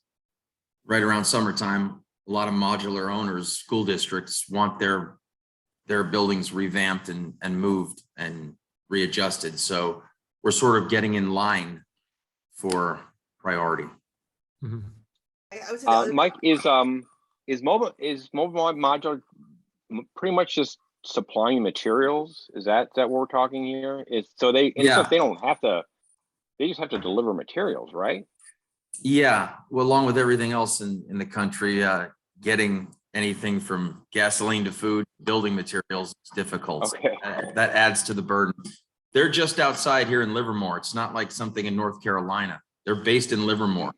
So it's not a matter of transport or shipping. It's just a matter of getting us in line to get those materials to get delivered out here. And the contractors who are doing that work are doing it for lots of other modulars. So even if it's not the same company, that's part of a problem. I also want to raise the fact that, it's a little cart before the horse because we don't have the agreement with El Cerrito in place. And that actually is also, like in a house, it's contingent upon that agreement being executed. So again, there are a lot of contingencies, but we do need to move it forward. But I think, Ann, that's another contingency, and I don't know how we deal with that one. We write it into the contract. Or we hold off on some, we negotiate this. It's going to take a bit to negotiate both of these agreements. I suspect it will take longer with the modular company. We do both in tandem, but we hold off on signing the modular till we have something from El Cerrito. That would at least be one approach. And Tony, could you remind us of that schedule again? Yes, our goal would be to present the agreement if the legal counsels have an opportunity to review and approve it at the next board meeting, July 14. Then the city of El Cerrito meets only once a month during the summer. Their one meeting will be on July 19. So they would literally be just a few days after the board meeting. Okay, I mean, that time frame seems to work in I think it would work in regards to how long it's going to take to work with mobile modular anyway. So I wanted to add though too, those are the meeting dates. As the board knows, the posting requirements and are have to be done well before the meeting dates. So just keep that in mind. Okay. I mean, could they not put it on their agenda and if need be, they could drop it? Yes. That happens all the time. You pull something because it's not ready. All right, if there's no more board question or comment, I'd like to go to a public comment on the attendee side. If there's any attendee comments. Mabry Benson, you should be able to unmute yourself to speak. Okay, I'm just going to say that my comment isn't specific to the modular, but it's relevant to moving ahead and getting going and working on the whole process. Okay? Yes, I think we discussed this with the general counsel early in the meeting, so you are Okay, cleared for okay. takeoff. Okay, I'm going to say it as fast as I can. I can understand that many of our citizens are very upset over the proposed changes in the housing of Kensington's police and fire facilities. However, very few of the citizens had been following this issue until recently. But now that push comes to shove, time is here. They are realizing the consequences of the decisions that have been made. This process has been discussed and argued over for several years now, but ignorance of this process is no excuse. Where were all of you then? For a long time, I was not at all happy with the fire department conclusion that there was no room in their renovations to house police operations, thinking that many of the fire renovations and enhancements were not necessary. However, after discussions between the two departments, chiefs and managers, and noting building changes required by newer codes, safety and operating rules, the two chiefs agreed that the current building is not able to house safely both services. And a real clincher for me was the comment that we owe it to our public safety workers to provide them with a building that provides them structural safety. And their safety means that we We will have our police and fire available to assist the rest of us when a disaster strikes. All along, there has been a search by these boards for alternative building sites. Many suggestions were made and explored. It should come as no surprise that little was available and no one was happy. You can be sure that many people tried really hard to find something better than any of the solutions now on the table. And from those with current objections, I hear no solutions suggested. We have to work with what we have, and these modular is an example, a completely built, with what we have, which is a completely built up small community of modest lots and narrow streets situated mostly on hillsides astride an earthquake fault. The reality, we have to renovate and build something. The only other solution means outsourcing to distant services for fire and police. Most of us don't like change, but change happens. And all that means it's push comes to shove time. We need to proceed and just jump in and do it. Thank you. Thank you.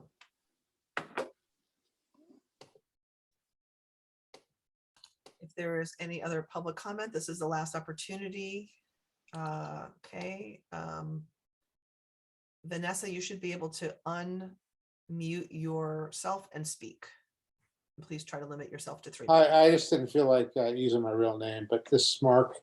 I don't see why, if you're throwing this kind of money into the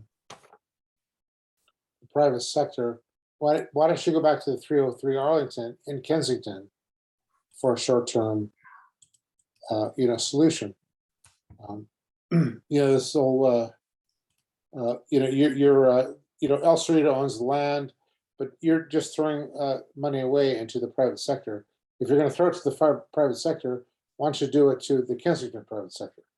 And also, I really feel like I just need to feel compelled to come back to the last commenter. I was cooking dinner, but I feel like hold on. Your comments are to be directed to the board, okay, not to audience members, and not to staff. I think the board is trying to upsell us.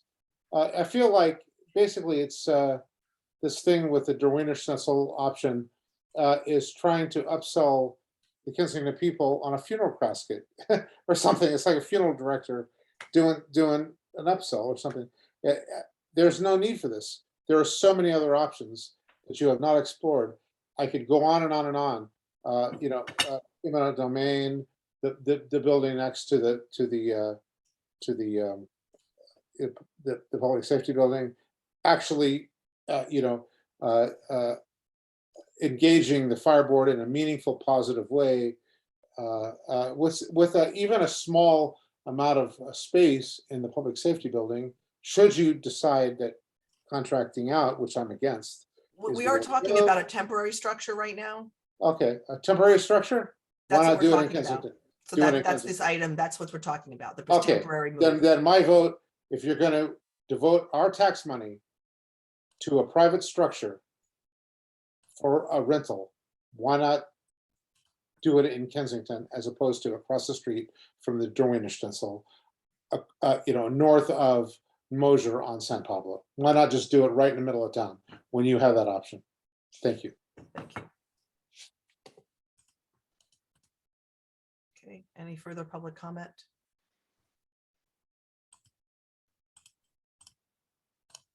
Okay, there is none. Director Saraswat. Just to explain, when we looked at improvements to 303 Arlington before this before the public, I think, correct me, board members, if I'm wrong, the improvements were 1.3 million. Is that what we looked at on a rental structure? That was the number. Yeah. Yeah, 1.3 million. So it is a Kensington structure. It's not necessarily owned by a Kensington resident. And I don't think that would be ethical dealing if we were to choose where we were housing based on supporting a resident or not. But the cost difference there is we're talking 66,000 versus 1.3 million. Director Natoli. The other thing is parking of police cars would be basically unsecured. There would not be the security that we'll have at the El Cerrito site. Thank you. Okay, so I think that we have made our concerns and come up with a solution that works. And I am willing to make the motion if I ask that the general counsel correct me if I'm incorrect in anything I say. But I would, it's not a resolution we're adopting, correct? I can make a motion. So I make a motion that staff is directed to is authorized to spend up to $52,000 in addition to, well, I mean, sorry, we've already authorized 15, so we're being very clear here. That's why we're authorizing an additional, I'm authorizing 52 just to round it up a bit by a few $100s, an additional $52,000 to execute a contract with Mobile Modular, subject to approval by our general counsel as to form and just form.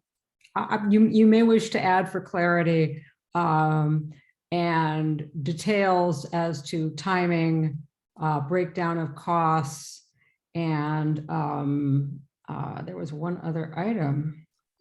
Form as timing, breakdown of costs, and attachment of a plan. Oh, that's correct. Yes, an attachment of an exhibit that adequately describes the improvements in question. Yes. For signature by the general manager, and in addition, makes it contingent upon an execution of a contract with El Cerrito if that is not completed by the July 19th date that we anticipate. Would you like me to restate that, Linnell? I think she's saying yes. I'm not sure. No, I can, it's being recorded. Correct. Okay. So that is the, sorry, General Manager Constanturos, would you like to say something? You're muted. I'm fine, thank you. No question. Okay. So that is the motion before the board. I'll second. I will, it. you beat me, Chris. Director Deputy seconds. Then we'll take a Roll call. yes. All right. The Director period for Deputy. public comment is closed. Yes. Go ahead. All right. Vice President Logan, Yes. Director Natoli, Yes. Director Sharon Watt, Yes. President Hassai. Yes. Motion carries 5-0. And we have one last item on our agenda, which is the teleconferencing of meetings during the state of emergency. This is a resolution we've been adopting consistently since the state of emergency was declared by the governor. The recommendation is to adopt resolution number 2022-17, a resolution of the board making findings and determining the needs to continue holding remote meetings by teleconference. Director Sharon Watt has her hand up. I don't think we need too much explanation from General Counsel Danforth. I'll go ahead and give it to Director Sharon Watt. I favor adoption of this resolution, given that things are still changing, and unfortunately I still have wonderful neighbors being diagnosed with COVID, but I know that we hope to hear something back from staff about hybrid meetings and things. So I just want to keep that in the forefront, that we're maybe discussing that if we can at the July meeting, so that we have some plans in motion when we can go back in person. Director Deppie. Yeah, I too support this, and I would also like to hear about air ventilation, at least investigation about what, or air purification of what can be done for the community center to make it a little safer if we are going to be in there. I'm not saying we have to do something right away. It'd be nice, but it'd be good at least to start looking at that. So I think it's going to be important. There are companies that can that can assess things like that. I can provide at least one to staff if they want to examine that. But I guess the board should really discuss that maybe at our next meeting as we discuss, get an update on where we are on plans for hybrid meetings, which we've already directed staff to begin working on. Maybe that can also be part of the discussion. Any other staff comment? Let me go to the public for public comment. Oh, sorry, I meant not the board. Any public comment on this resolution and this action?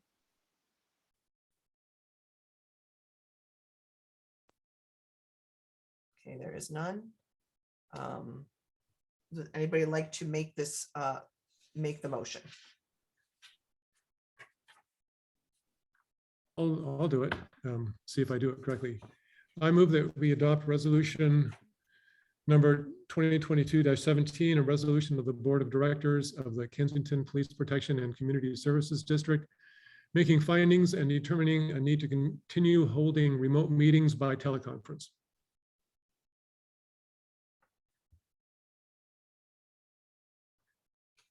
I'll second that motion. The clerk will take the roll. Director Deppie, Yes. Vice President Logan, No. Director Natoli. Director Natoli, Yes. I'm sorry, thank you.